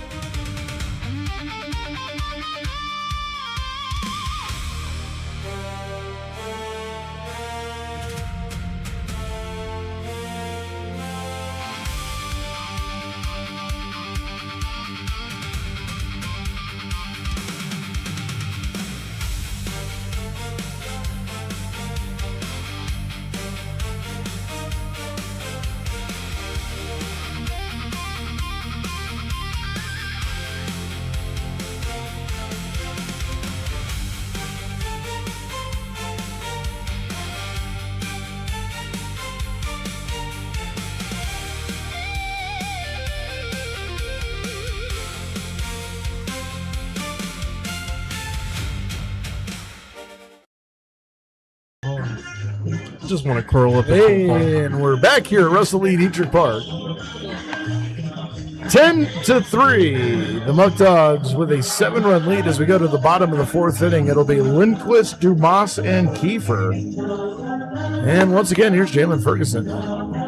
that last inning really set the tone for how this game has been going. I mean, Tarp Skunks haven't had a scoreless inning on defense yet. Batavia had 2. You know, and that Heath Fetchick home run really lit this crowd back up, but that top of the fourth inning really sucked the air out of the building. We'll see if the bottom of the order for the Skunks can reignite the fire here for the Jamestown Tarp Skunks. Branston Lindquist due up. Be Lindquist, Dumas, Kiefer. Lindquist doubling down the left field line his first time up. That should really tell you it's the second rotation through this lineup for the Tarp Skunks is the first pitch for a ball. First rotation, or second rotation, meanwhile, Batavia is going to their third, and that's driven out to center field. Coming in is Brooks, and he cannot get it. It'll be a single to lead it off. Once again, another inning and another leadoff single. We'll have to see if the Skunks can get something going here. Running on the base is probably going to be off the table right now, down 7. But with that Lindquist single, it almost sounded like he broke his bat. That one died right out in front of Brooks in center.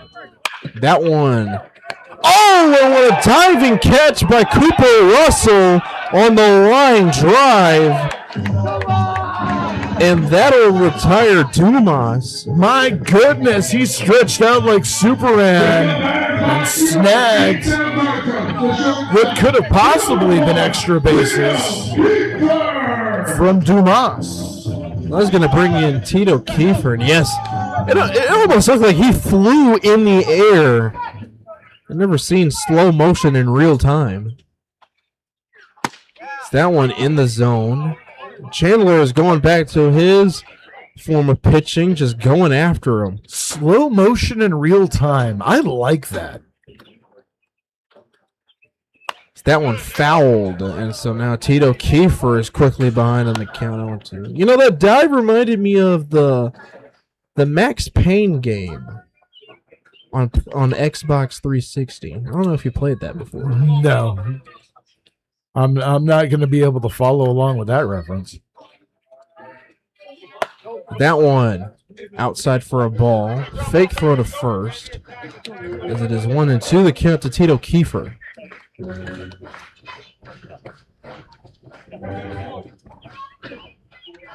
Lindquist at first. And that one just missed. 2-2 to Tito Kiefer. Yeah, that one just off the black. And, you know, I think, was it you that suggested they should paint the black part of the plate before the game? Was that you or is that Roy? I think that was Roy. Yeah, I'm glad they didn't. That one ground ball through the infield. And that's all they're going to get is the play at first. David had struggle getting a good hand on it. He just throws on to Russell for the out at second. So that's going to bring in the top of the lineup, Grant Moore. Number 2, Grant Moore. Even though score is 10-3, Tarp Skunks have been keeping up with the Muckdogs in terms of hitting. It is 9 compared to the Muckdogs 12. That one is in the dirt. Throw to first. Not in time.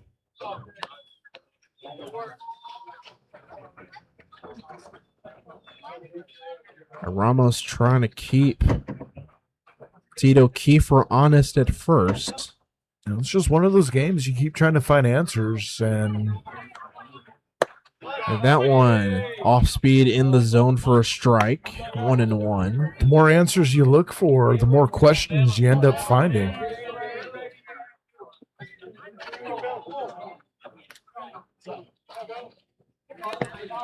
That one in the dirt. Ball 2. Little gamesmanship by Socorro behind the plate. Ball bounced off his chest protector and back out on the field, and he kind of danced around it, almost challenging Kiefer to steal second, but Kiefer wasn't taking the bait.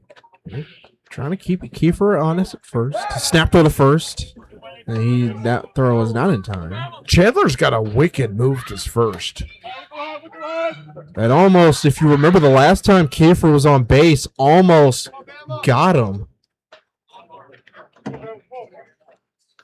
That one driven out to second, throws on to shortstop, and that'll do it. Tarp Skunks go down. It is still 10-3, Batavia.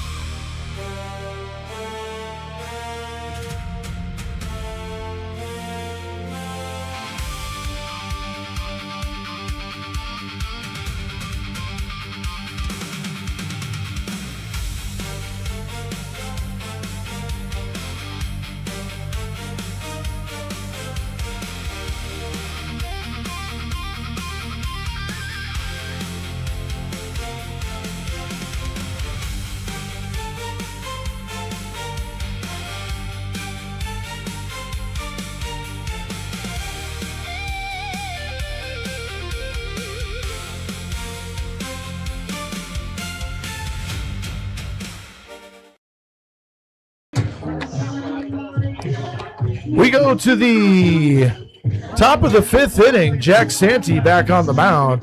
He'll face Jeremy Ramos, Jalen David, and Cooper Russell.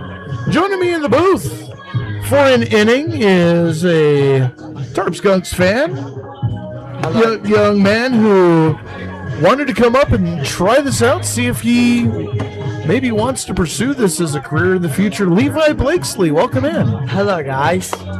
How you doing tonight? Good. So I got to ask you, what makes you want to even try doing this? Because I'll tell you, after last inning, sometimes it gets a little frustrating. Yeah, I didn't. I just saw it when you was doing it. I'm like, ooh, this looks very interesting. So I'm like, I'm gonna see how it does. All right. So Jeremy Ramos stands in, left-handed hitter facing Jack Santee, lefty versus lefty, and the first pitch is fouled off to the left out of play, and the count goes 0-1. You've done some bat boy duty for the Skunks as well. And on the road too. Yeah. Ran into you in Niagara Falls, not this last time, but previous. So there's a weak chopper to first. Muncie's going to glove it, take it to the bag himself, and quickly one away. What's your favorite part about doing bat boy duty? Running? That's it.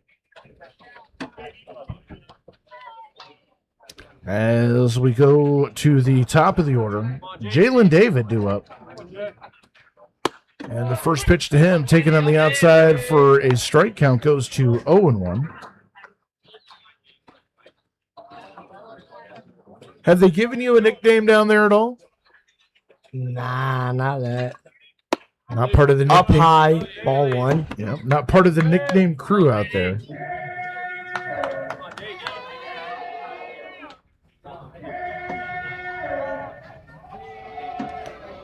Muckdogs putting up 11 hitters last inning. Santee would like to Ball two. keep this as few hitters as possible as the count goes 2-1. Yeah, I know they've been giving me nicknames for the road games because they know that I'd like to go on the road to them. Swing and a miss. Count goes to 2-2. So how many of the road ballparks have you been to? I know you've been to Niagara Falls. I know you've been to Batavia because I've seen you there. Olean. You have been to Olean. Elmira. Have you been to Elmira? Not that. Foul. There's a chopper out in front of the plate. Lenquist has it, throws on the first in time, and there is 2 away.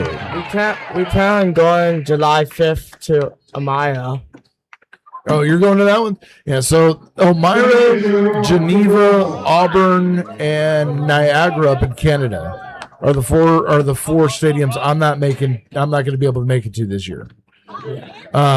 So this is our first year doing road games, so first pitch to Cooper Russell outside for a ball, 1-0. So I've been to Batavia, Niagara Falls, Olean. I went to Elmira last year, but the game was supposed to be a doubleheader, but the game got postponed because the field conditions High ball 2 were not good. So 2-0. So I gotta ask you, what's your favorite away ballpark?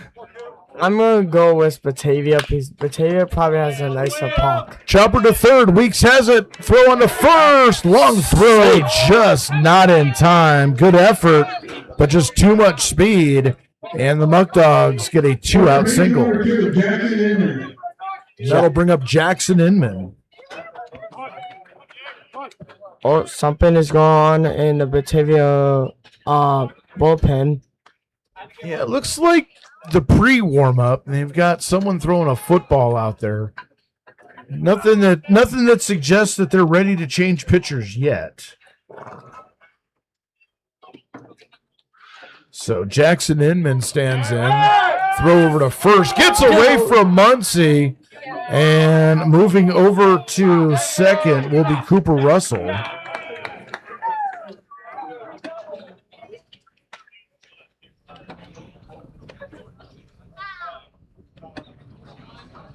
And we'll see if they're going to give Santi an error on the throw. Cooper leads off to see if he's going to throw or not.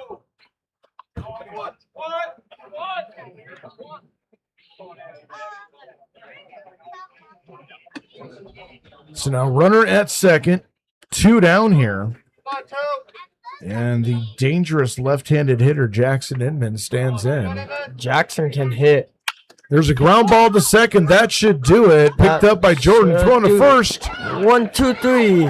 In time. And the side's retired. No runs, a hit, 1 left. We go to the bottom of the 5th inning. It's still 10-3.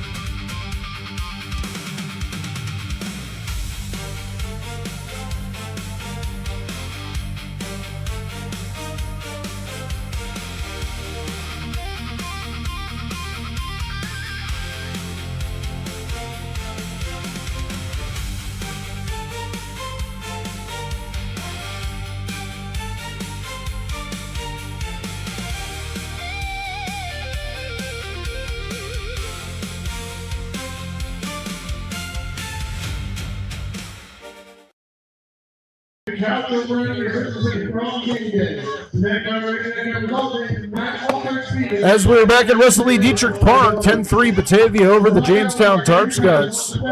It's Chandler out on the mound. He will start his 5th inning of work. He will face Weeks, Fetchick, and Nate Muncie.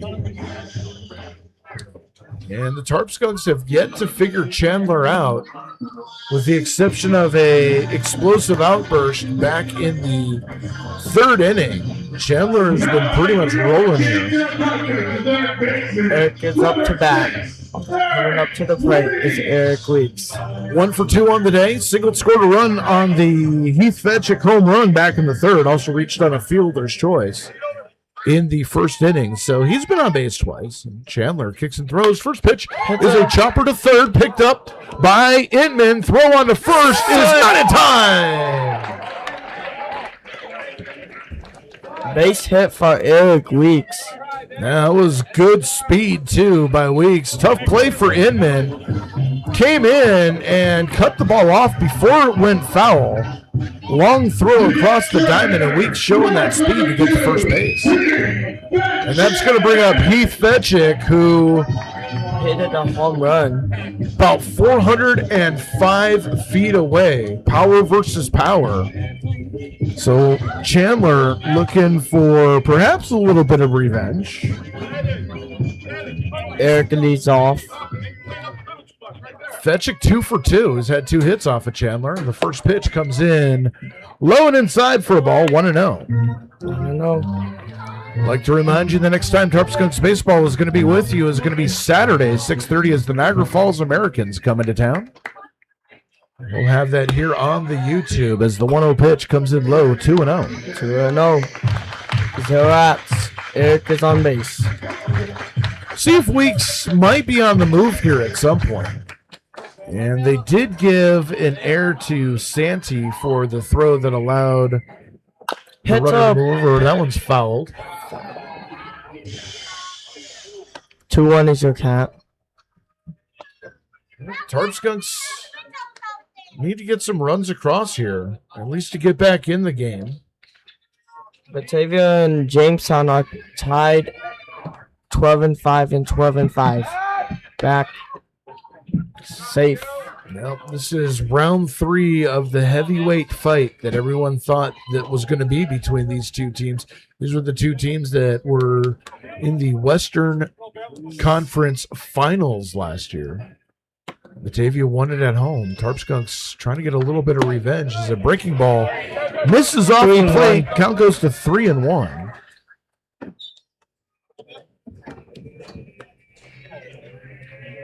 Think he's pitching around Fetchick a little bit? There's a ground ball to 3rd. Inman to 2nd for 1. Safe. Not in time. Not in time. So fielder's choice, Heath Fetchick aboard for the 3rd time. And that's going to bring up Nate Muncy. First baseman number 44, Nate Muncy. That would have been a tough double play for the Muckdogs to turn anyways. Jackson Inman having to field that even with the bag at 3rd and about 2 feet off. Umpire and the coach, Batavia Muckdog coach, is talking. That's the 2nd time he's come out there to argue a call. He might be pushing his luck a little bit. You're up 10-3. What are you complaining about?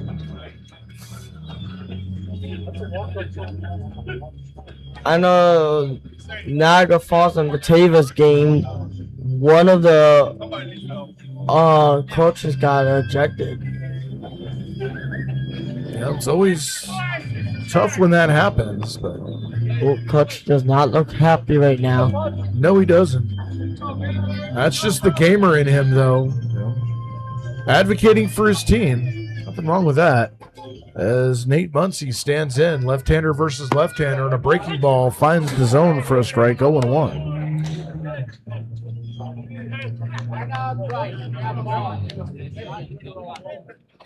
Muncy reached on a fielder's choice and then grounded out to shortstop. Hits a pop fly up to the second baseman. Russell scoots out, makes the catch, and quickly there are 2 away.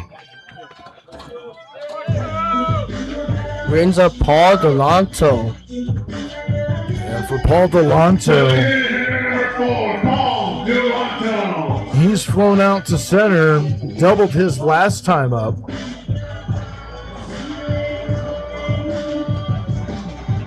2 outs. Batavia leads 10-3. We'll see if Delanto can move Fetchick along, keep the inning going here. Here's the first pitch.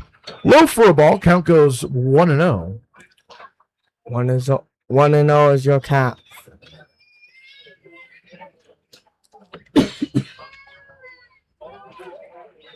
They got to figure out a way to chase Chandler here. That one on the outside corner. That looked like a ball to me, but that was inside. Yeah, well, from up here too, you're a bit off center, so it's a little bit harder to gauge exactly where the ball's crossing over the plate. So 1-1 the count. There's a line drive right to third. Inman's got it.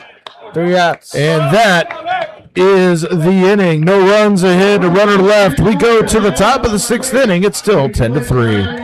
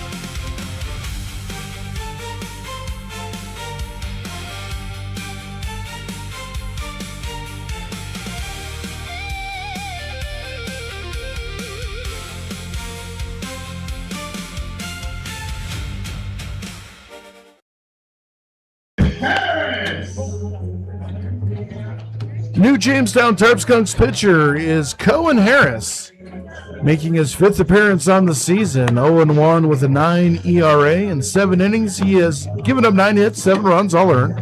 He's walked 5 and struck out 7.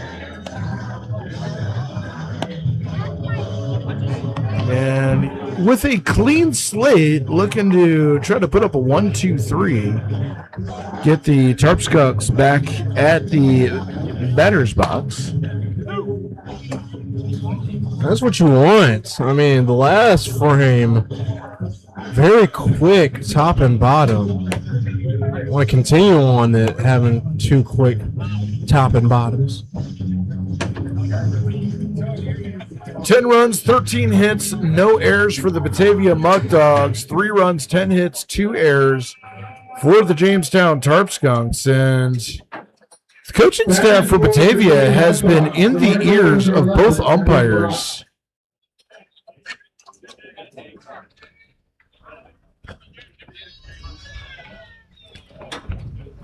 As it's going to be Evan Brock, Glenn Brooks, and James Quintaro. Cohen Harris settling in. And the first pitch from the right-hander misses up for a ball. 1-0. You know, like you said, both Batavia has been in the ears of the umpires here. And I remember that back when we went to Batavia the last time. Is that one taken for a strike? 1-1. Well, it's the competitive nature. I mean, I get it on the snapback throw or on the pickoff attempt at first. That was really close. I would have probably gone out to have that conversation as that one's fouled off. But the coming out after the double play that was beaten out, I don't know, that might have been a little much. So 1-2 to Evan Brock. Harris kicks and throws that one in the dirt. And the count goes 2-2. You know, I got to ask, I mean, we haven't seen Cohen Harris that much. Is this one of those games where you would just put on pitchers who haven't gotten that many reps at this point? Ground ball to third. Weeks waits for it, gloves it, throw across the diamond, high over the head of Muncie. Another throwing error as the throw goes into second, not in time. And to answer your question, I mean, that's a fair assumption to make. I can't see any rationale that I could argue against that. So I mean, like, to put in pitchers like Colton McCall, Spagnoli, pitchers who haven't had that many reps and want to turn things around, wouldn't this be the best opportunity to do it, you know? possibly. I mean, you know, it depends. If you get a guy like Harris who hits the zone for a strike, 0-1. If you get a pitcher like Harris who gets into a rhythm and is able to, you know, get out of an inning quickly, I don't think you change the pitcher just for changing the pitcher's sake. You let him ride it until he starts showing that he doesn't have it, as that one's up 1-1. I mean, you see the middle relievers like Tino Masson, like Jack Santos, or Jack Santee, you know, Joe Man Santos. I want to put, like, in this type of game. That one gets in the dirt, goes all the way to the backstop. Wild pitch by Cohen Harris. And the runner moving over to third. Pitchers who haven't had that many reps, you know? And who knows, maybe this is the game they turn it around.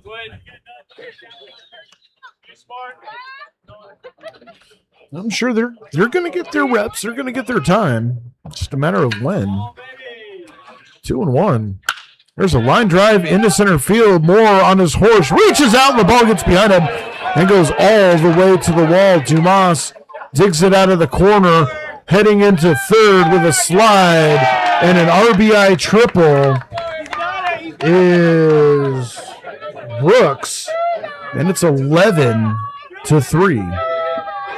You know, I haven't seen the Tarp Skunks in this position since the third game of the season against Olean, where they were mercied 11-1. But then the difference here is Batavia is just attacking on all cylinders. There really isn't much you can do about that. No, they've had the answer from the first pitch of the ball game. You know, and I think right now the Skunks can be fortunate that it's not worse than 11-3. Like you said, I mean, the first pitch of the ball game, I mean, Cooper Russell was the second batter and driven in a run. Yeah, I mean, and at this point of the ball game, you try to say positive things, you try to be positive. It's just it's difficult to find. It's difficult to find a positive in a game like this. I mean, I think this is one of those games where they're just attacking on all cylinders. As there's a drive out to right center field, that ball is going to get kicked around. A run scores, pulling into second with an RBI double is Quintaro, and it's now 12-3. Like we said, I mean, I think of some positives. I don't really think. There is. You learn more from a loss you do a win. But in this case, only 3 errors, but giving up 15 hits. As Mason Davies stands in, right-handed hitter. First pitch, swing and a miss. And it's 0-1.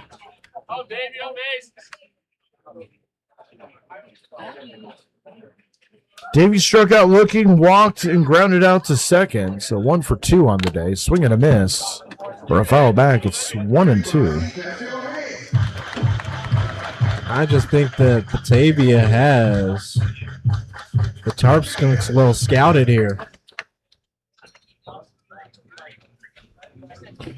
I mean, they're another line drive into the gap away from making this a 10-run ball game. Yeah, Batavia brought their gunslinger tonight. Put him on the mound, and I think they're going to let him roll. But what I've noticed in these Tarp Skunks games is that they have relied on that one inning of explosion to carry out. For example here, I mean, putting up 3 back in the third, and then zeros. That one misses up 1-2. You know, they would have an inning where they're just attacking on all cylinders and then having a hard time trying to get back to that.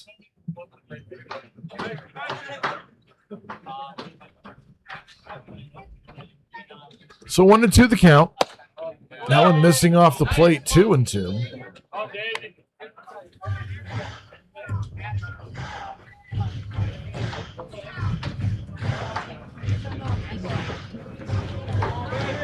At this point in the ball game, you just got to put one in play.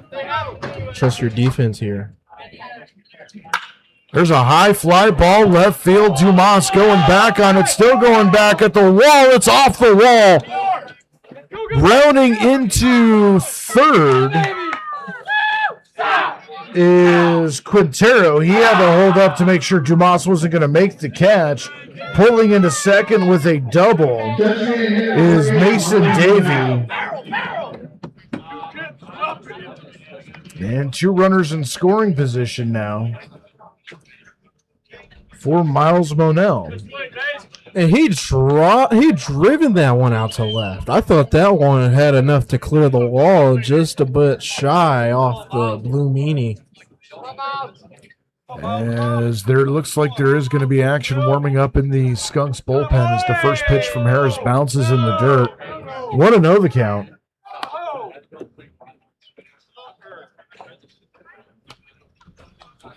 Infield playing in.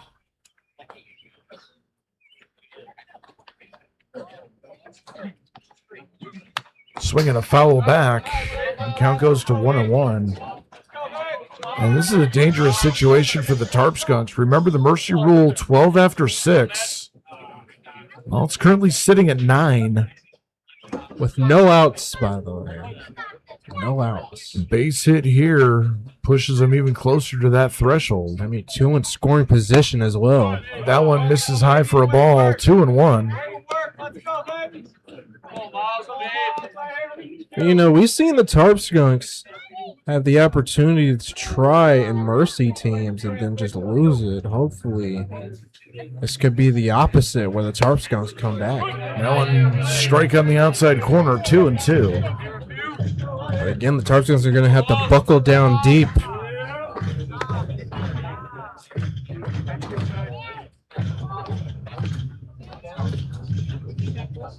Runners off second and third, 2-2.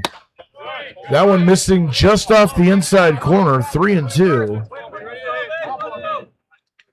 And Harris laboring out there a little bit, showing a little frustration. He wanted that strike call. He did want that strike call. And now it's 3-2.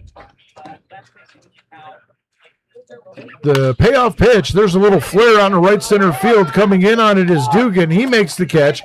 Tagging and coming in to score is Quintaro, and it's 12-2. And Muncie cut that ball off. If he had let it go, there might have been a play at the plate. Dugan had a nice throw coming in, but Muncie cut it off. Would have liked to have seen what would have happened there at the plate. Of course, it does keep the runner at second. The play wouldn't have been easy, though. But it would have been nice to see if that one reached the plate. So that's the first out of the inning. As the first pitch to Miles Monell called the strike on the outside corner. The count goes 0-1. I don't know, baseball is a lot about superstition. I mean, when I left, it was zeros.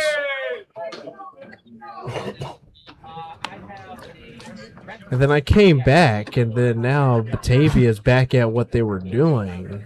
I don't know. Hopefully, I didn't bring out some negative energy. I don't know. Actually, correction. Monell with the sacrifice fly. This is Joey Socorro, the catcher. That one way outside. 2-1.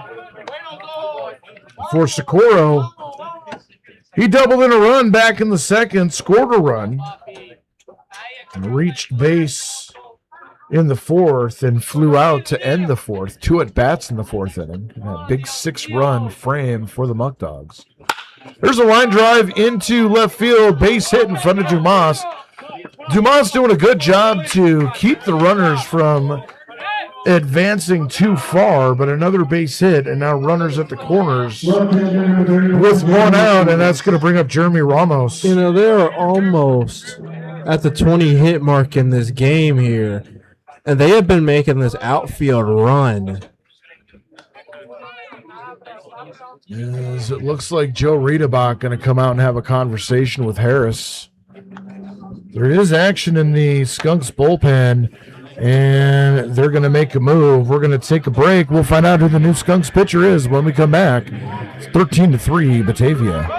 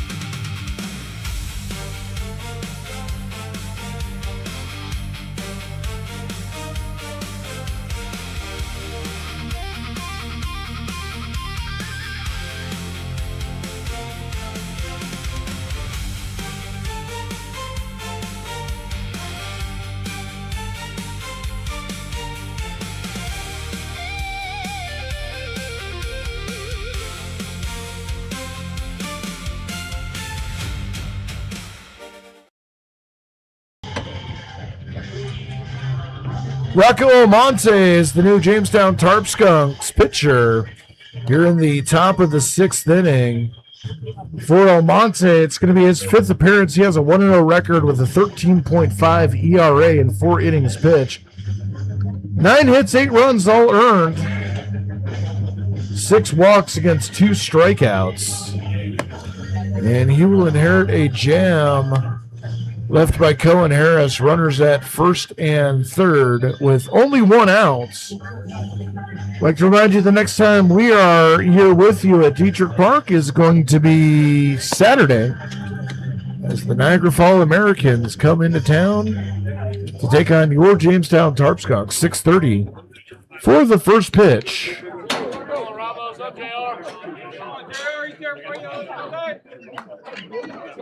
And for Ramos, 1 for 3 on the day. Singled, scored a run, but has sandwiched that between 2 ground outs to first base, unassisted.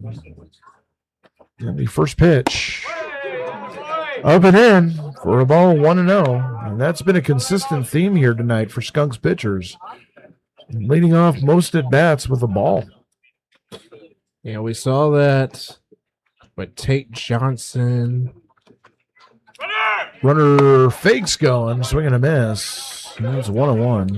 You know, again, it's talks about how important the first pitch strike is statistically. Most of the time, the first pitch strike. Well, not even just statistically, morally as well. Morale-wise. So there's a foul at the plate. Count goes to 1-2. It is good for your morale if you're able to do it. Changes the psychology of the at-bat as well. But they haven't been able to put themselves in that position here much tonight. That one way off the plate, 2-2. At that point, you just gotta throw strikes. You just gotta throw strikes. In this point of the game, you just gotta throw strikes.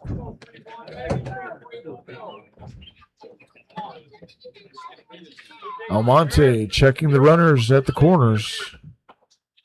Kicks and throws. There's a fly ball out to left. Dugan coming in, makes a shoestring catch, tagging and coming in to score. From third is Davey. And Batavia has opened it up to an 11-run lead. It's now 14-3. Yeah, you talk about the M word. I mean, Batavia's up by 11. Yeah, now they've got the top of the order. Jalen David comes up. Tweaked his ankle earlier, but it seems to be fine. So that first pitch misses for a ball, 1-0. How many times have they rolled it back up to the top of the lineup? Too many. I want to say at least 5 times.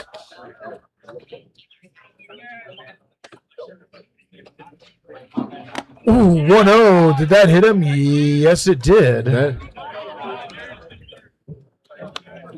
one, it came in on the shoulder. Lindquist was able to get a glove on that one, but nonetheless, he got hit.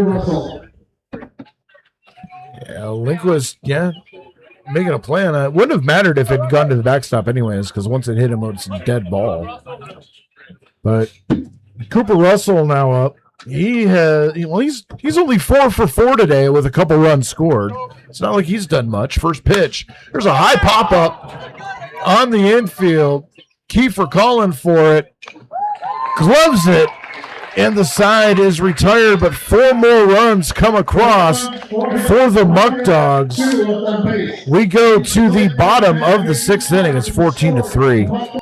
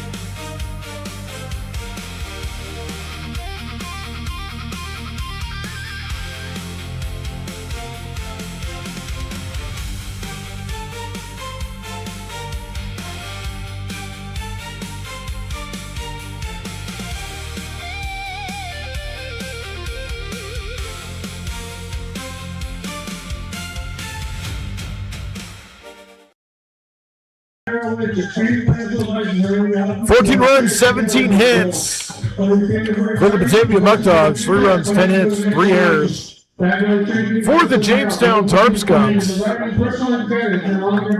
And the Muckdogs continuing to throw out their starter for the 6th inning, Chandler, who's been pretty much unhittable, with the exception of 1 3-run home run by Heath Fetchig. That seems to be the only bright spot in this ballgame that you can point at. Again, a lot of the Tarp Skunks games has been like that, relying on that 1 inning of burst to keep them alive. I mean, on the other bright spot, 10 hits for the Tarp Skunks. It's a nice number to have, but unfortunately, not able to string enough hits together to drive runs in. As Caleb Jordan stands in, first pitch he sees is outside for a ball, 1-0. And if you remember back in the last game in Batavia, how they were able to come back, put up a 6-inning run. Because that one was a strike, 1-1. That one in that game put up 6 innings to narrow the lead to 2, but then train came off the tracks. There's a chopper towards second, gloved by Russell, flips over to first, pitcher covering, and Chandler late to the bag. Caleb Jordan beat it out for an infield single. Second time that Batavia has been unable to get Chandler over to cover the bag in time. Caleb Jordan, even though he's not one of those players to steal, He will go on a double steal. He's now 2 for 2 with a walk as CJ Dugan stands in. First pitch to him misses low for a ball, 1-0. And for Jordan, sure, he doesn't care how the hits show up how the hits happen as long as they show up in the box score. As the breaking ball finds the zone at the knee is 1-1. As there is action in the Batavia bullpen on the right, I think they're most likely going to be a closer there. There's a foul back. Count goes to 1-2 to CJ Dugan. Like you said, as long as they get the hits in the box. Got 11 today. But again, only 3 runs. Dugan 0 for 2, grounded into a double play as a snap throw over to first, and Jordan's back. That was very close. Like you said, Chandler, how he snaps back to first can really catch a player slipping if you're not paying attention. As another snap to the first. He's back again. I don't think Jordan is going to be on the move. And, I mean, being down 9, I don't see them wanting to run into an unnecessary out. So there's a foul back. Count stays to 1-2. Yeah, that is true. You don't want to run into an unnecessary out. In recent games, we've been seeing the Tarp Skunks being caught stealing more.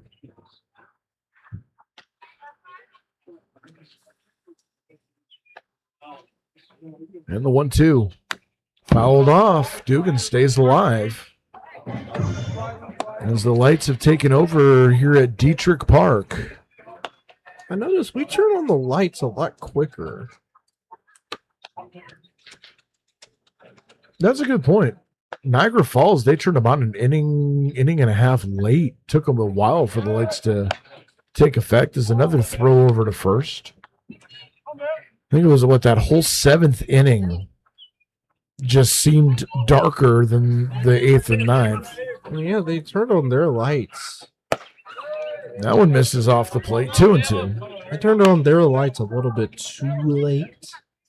I was already getting dark. We turn on the lights when the sun is still up. There's a drive out to left field. Going back on it is Ramos. It's off the wall.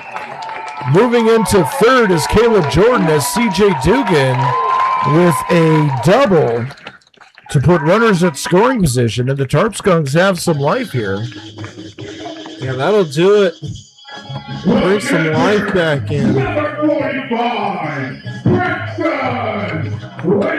going to have to capitalize on 2 runners in scoring position. Branson Lindquist stands in, 2 for 2 on the day. He's doubled and singled. I'd like to knock in a run here, maybe 2. As the first pitch from Chandler, that one low in the zone, 1-0, and you have to wonder, is Chandler starting to run out of gas here? Is the activity in the Muckdogs bullpen ramping up?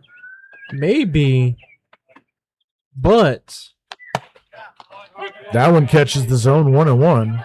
Depending on how this inning goes, he's going to take this.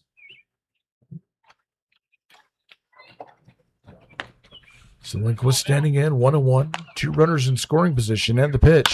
So again, there's a chopper towards short. That'll score a run. Throw on to first in time. And Lindquist drives in the run on the fielder's choice. And it's 14-4. That one slowly chipping away at this lead. Still has 1 out. Still chip away back at this. As we're going to get a pinch hitter for Matthew Dumas, it's Anthony Traumer.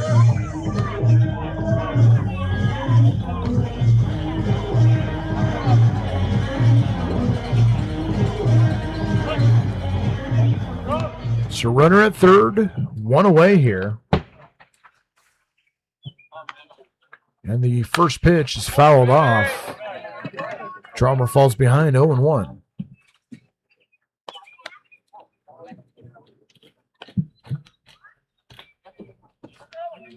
Chandler at 81 pitches on the day.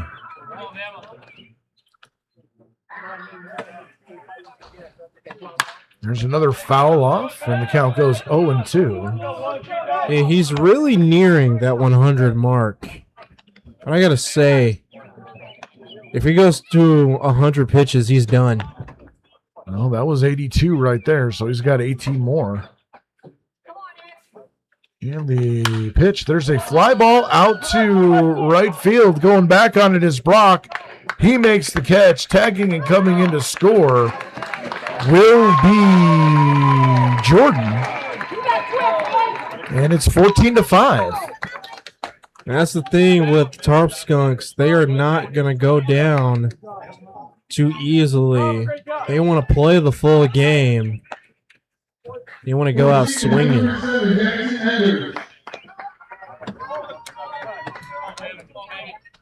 There will be another pinch hitter. And Jackson Enders coming in. Talked to him a little bit before the game. Talked about how he enjoys Jamestown and the community. He loves it here. Just finished his freshman season, so 4 more years for Enders. It's good doing this. Keeps him conditioned for the next baseball year. And his first pitch, Chandler pulled the string, and Enders way out in front. 0-1.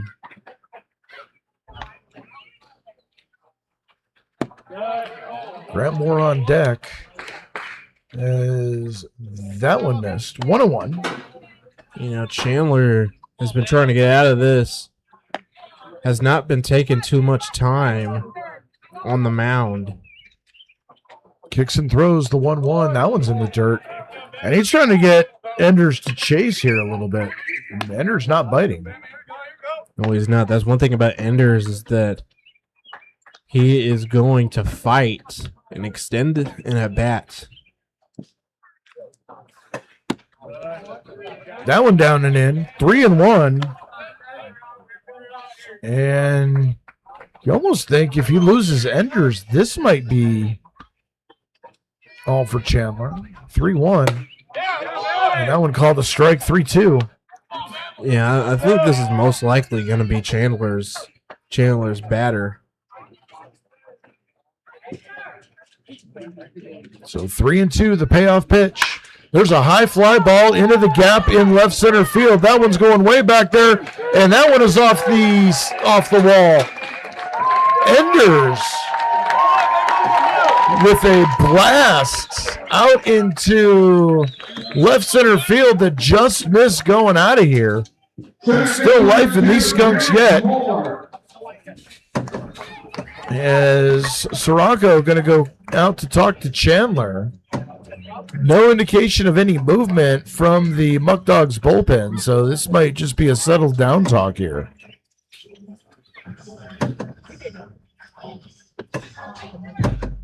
And they warmed up too in the bullpen. First person had stirrups. This one is throwing sidearm. Or not sidearm, I should say. He's throwing a little bit under. Oh, is that the Submariner? Oh, yeah. He's nasty, too.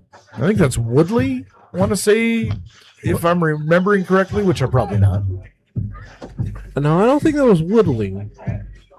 Maybe it is. I don't remember. Well, Grant Moore comes in to face Chandler. Runner at second, 2 out. Moore 0 for 3 on the day, or 1 for 3 on the day. Now you mentioned Woodley. Would not be remiss to mention the battle he had with Chase Barron.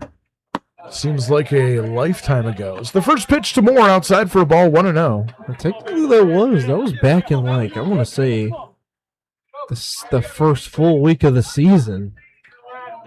Well, if you can take a moral victory out of this game, at least the Tarp Skunks have inflated Chandler's ERA a little bit. 5 runs across when he had come in only giving up 2. That one misses for a ball, 2-0. Yeah, I think Chandler sacrificed his ERA to put the Tarp Skunks away. Swing and a miss. 2-1.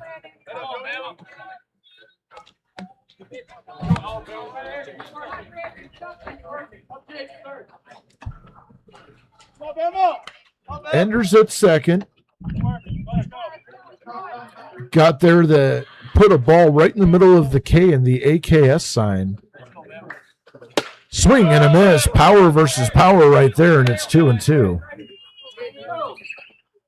And I like how Grant Moore has been able, in his at-bats in this game, has been ahead. When recent games, he has been behind in the count mostly. I almost want to say Moore's a better hitter when he has 2 strikes on him. That is true. 2-2. That one up and in. 3-2. Count goes full. And I get it, because when you're behind 0-2, it almost makes you want to be disciplined, but also nothing past you. As the activity in the bullpen has come to a stop, looks like they're ready in case needed. Chandler with the payoff pitch. That one misses up and in. And a walk for Grant Moore, and that is going to do it for Chandler. But for Garrett Chandler, Gavin Chandler, he has put up a tremendous outing. 5 2/3 innings. Did give up 13 hits, 5 runs all earned, but two walks, 1 strikeout. But he has kept the Tarp Skunks at bay. We'll be back with the new Muckdogs pitcher in just a moment.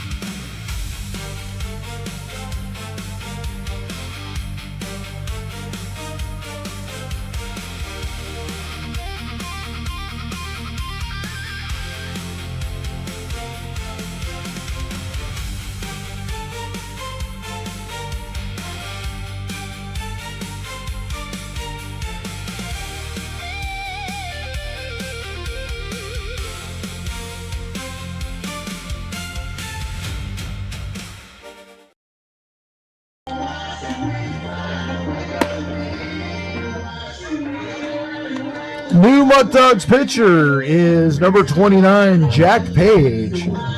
Making his 6th appearance on the season, comes in with a 2-0 record, 2.93 ERA in 15 in the 3rd innings.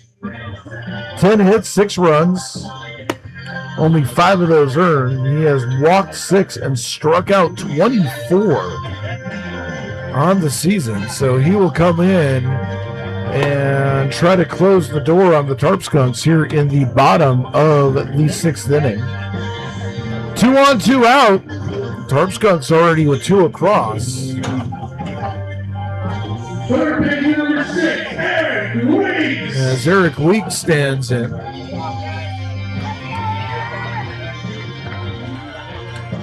Two for 3 on the day with a run scored. And the Tarp Skunks could really use an extra base here. Jackson Enders off second. Moore off first. Ooh, first pitch up and in. Buzzes the tower to Eric Weeks. 1-0.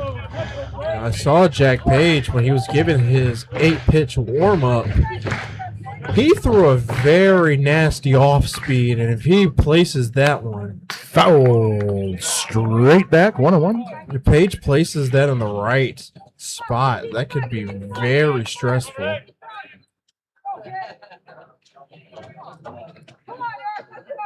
Kind of a wiry pitcher. Not a lot of bulk to him. Very compact motion, though, from the set. Checks the runner, kicks and throws.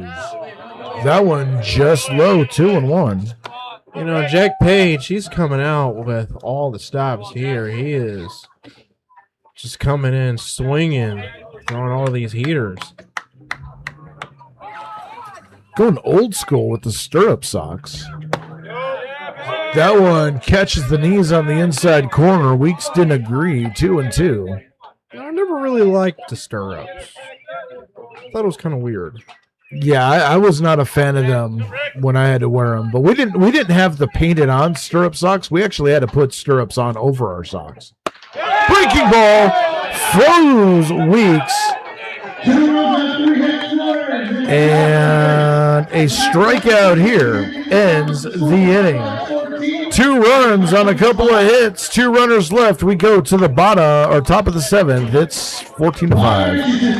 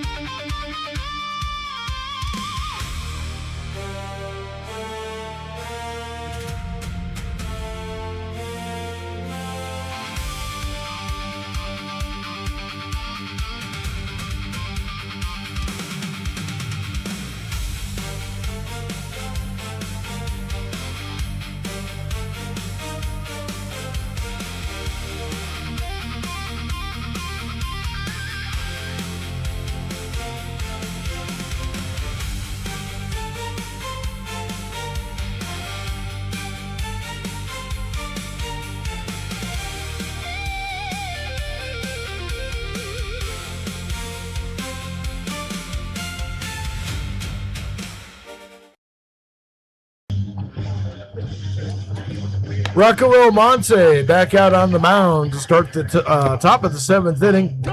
He'll face Jackson Inman, Evan Brock, and Glenn Brooks. And here to tell you about it is Jalen Ferguson. Thank you. You're welcome. I had something to follow it up, but then I completely forgot. It's been that kind of night. For everybody in this ballpark. Well, I can't speak for everybody, but for us, definitely. So it'll be Jackson Inman to go up against Rocco Almonte.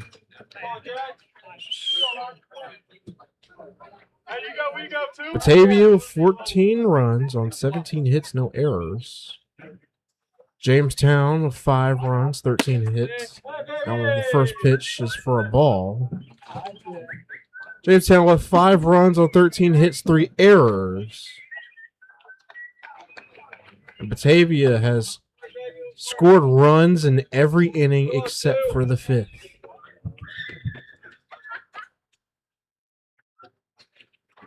That one driven out to center field, and that one was going to be a single for Jackson Inman. And so that's going to bring in Evan Brock.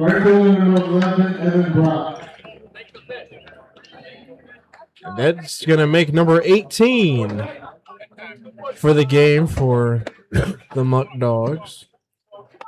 You know, the only bright spot as far as like for our concern being up here is I don't have to break down all the equipment tonight. That is true, because we do have a home game. Yeah, that would be a very long, slow process if we had to break everything down tonight. First pitch for Evan Brock. That one driven out to left field. And that one gets down. And so that one is going to be a single for Evan Brock. So on 3 pitches and 2 singles, and that's going to bring up Glenn Brooks. And by the looks of it, it looks like Batavia is just trying to close the door right here. Yeah, they're feasting tonight. They're seeing everything. They're seeing everything ridiculously well. I mean, that is number 19 on the day for Batavia. As Rocco steps off.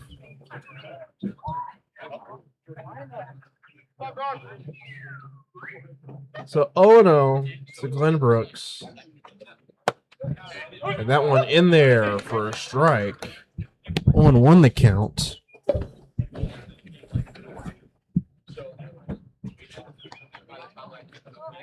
So in minutes, seconds, Brock at first. And Glenn Brooks at the plate, and he has an 0-1 count. That one, ground ball. Eric Weeks makes the play, throws on the first. Not in time, and the bases are loaded once again. And that will be number 20. That will be the 20th hit for Batavia today.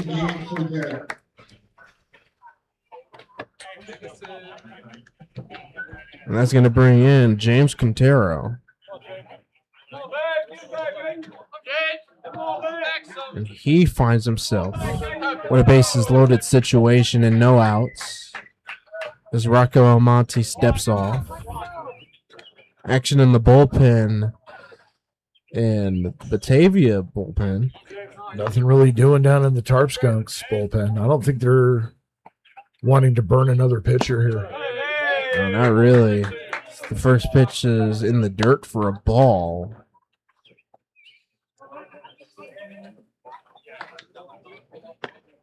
Inman at third, Brock at second, Glenn Brooks at first, and Quintero at the plate.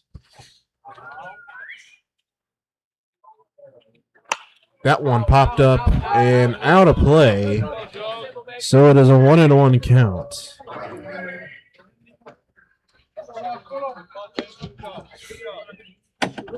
And Rocco's stretch on that last pitch was a little bit delayed there.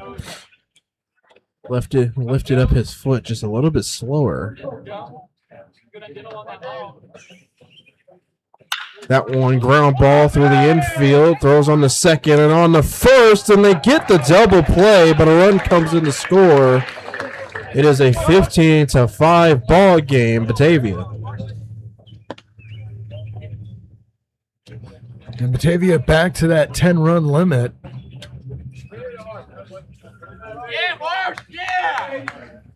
And if I want him a dollar, baby! Woo! and when Batavia or when Jamestown gets out of the inning, it will be the last chance in the bottom frame. As they're going to have a pinch hitter, it's going to be Matt Marsh. Now let's go.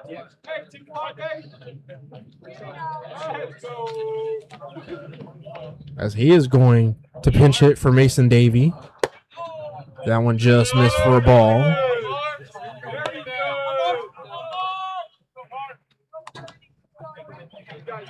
So 1-0 Mash Marsh. He mashes. And his name is to Mash. Marsh. That one ground ball through the infield. That one picked up by Jordan. Throws on the first. Good scoop. And that one will retire the side, but not before a run coming in to score. It is 15-5 Batavia.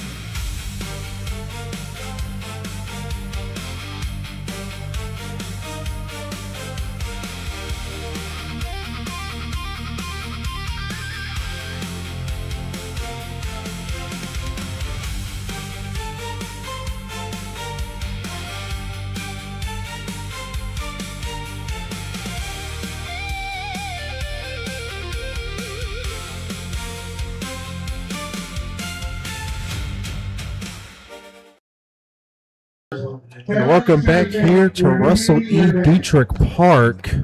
Last chance for the Tarp Skunks to extend the game here. They are in mercy territory. as it'll be Fetchick, Muncie, Delanto, the three, up against, I don't think that's Jack Page. I'll see if I can find that out for you here. Because the guy is throwing a wicked sidearm.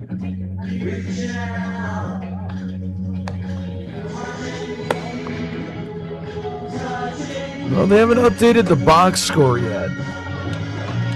And they haven't made the announcement. I haven't been able to see the back of his jersey yet, so I can't see what number he's wearing. But yeah, he's the Muckdogs wicked sidearmer. It's number 15?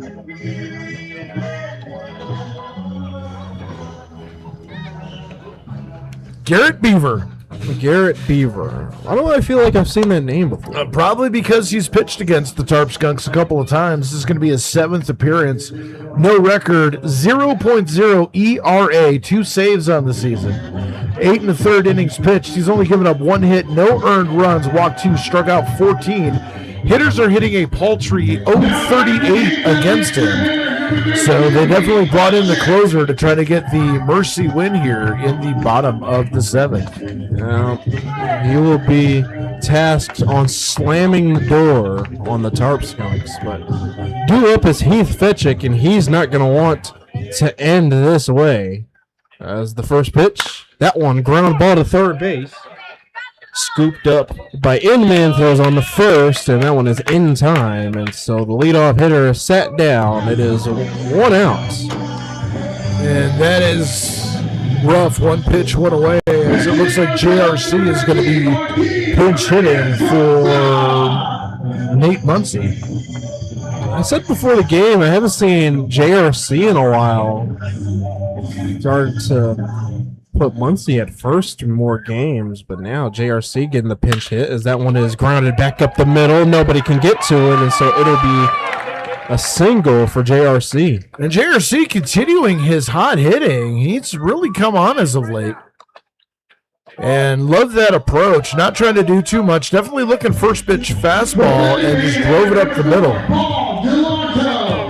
I'll bring up Paul Delanto. It was a good thing that ground ball wasn't fielded by anybody. Otherwise, it would have been a quick second out. For Delanto, 1 for 3 on the day. He does have a double. And now let's see how he does against the sidearm righty. So that one is outside for a ball. 1-0 the count. JRC at first. And for JRC, he put a feather in his cap. That's only the 3rd hit off the side armor this season in 8 1/3. Like I said, a .020. That one fouled just in front of Quintaro at first.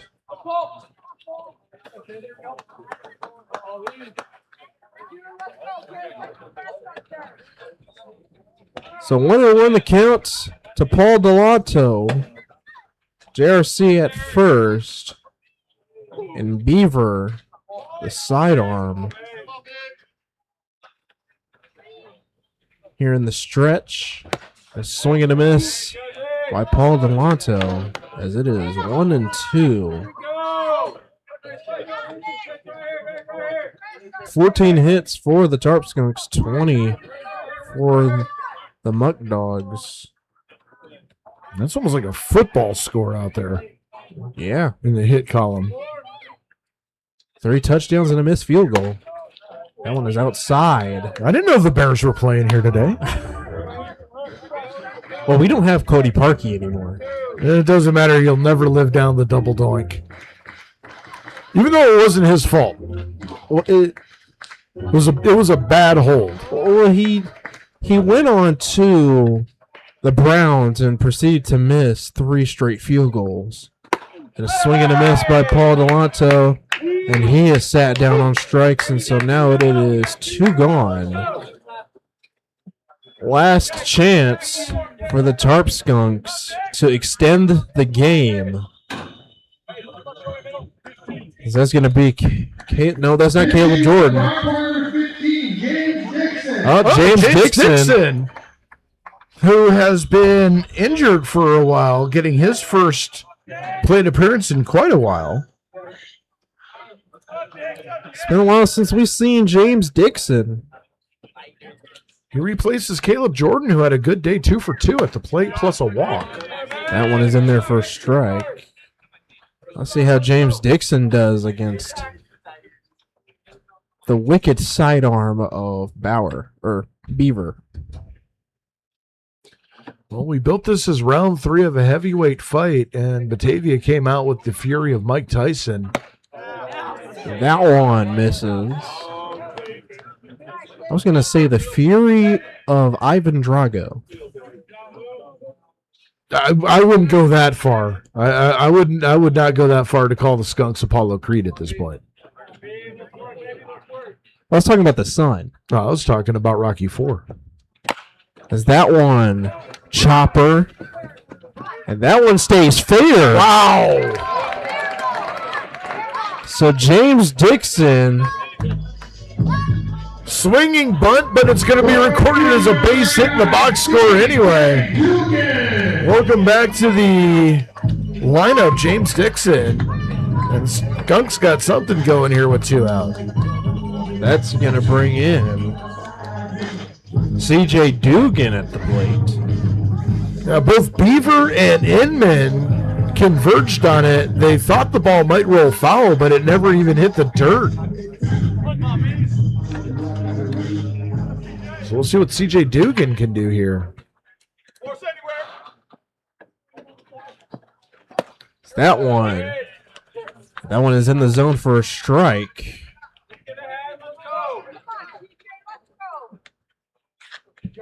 So 0-1 the count to CJ Dugan.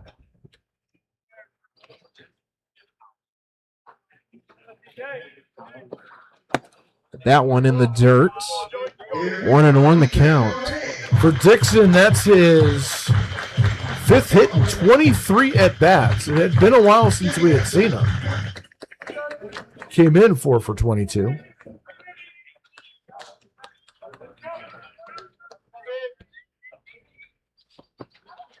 That one outside for a ball, 2-1 to CJ Dugan.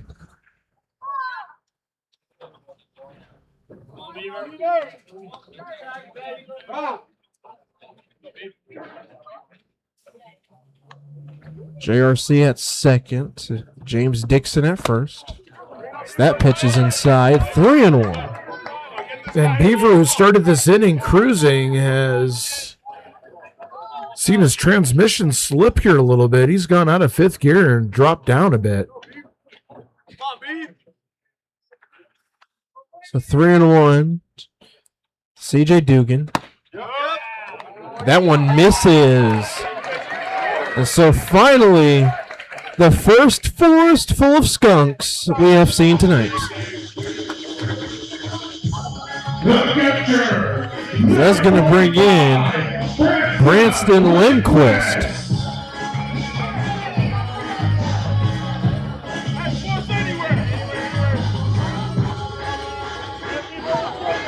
Lindquist with an RBI on a fielder's choice his last time up.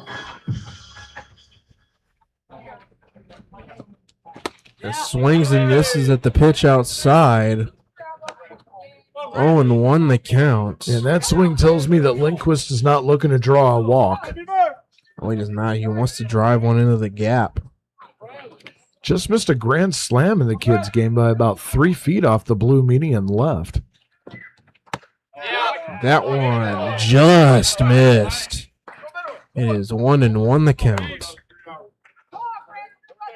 JRC at third, James Dickinson at second, and CJ Dugan at first.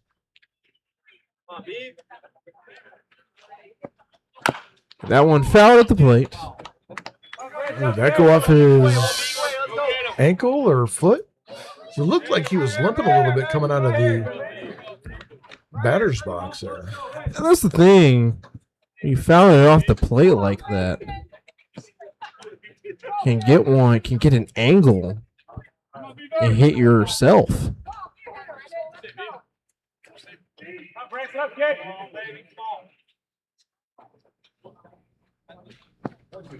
That one, ground ball to shorts, tosses to second, and they get out of the inning, so that'll do it for the ball game. The Batavia Muckdogs win via mercy. It is 15-5, and here is Dre Guinness. Yeah, 15-5, your final score. The Batavia Muckdogs improved to 13-5. The Tarp Skunks fall to 12-6. The next time we're on the air with you is going to be Saturday as the Niagara Falls Americans come into town, 6:30 for the first pitch. For Jalen Ferguson, I'm Dre Guinness. Thanking everybody for joining us here tonight. And until next time, good night, everybody.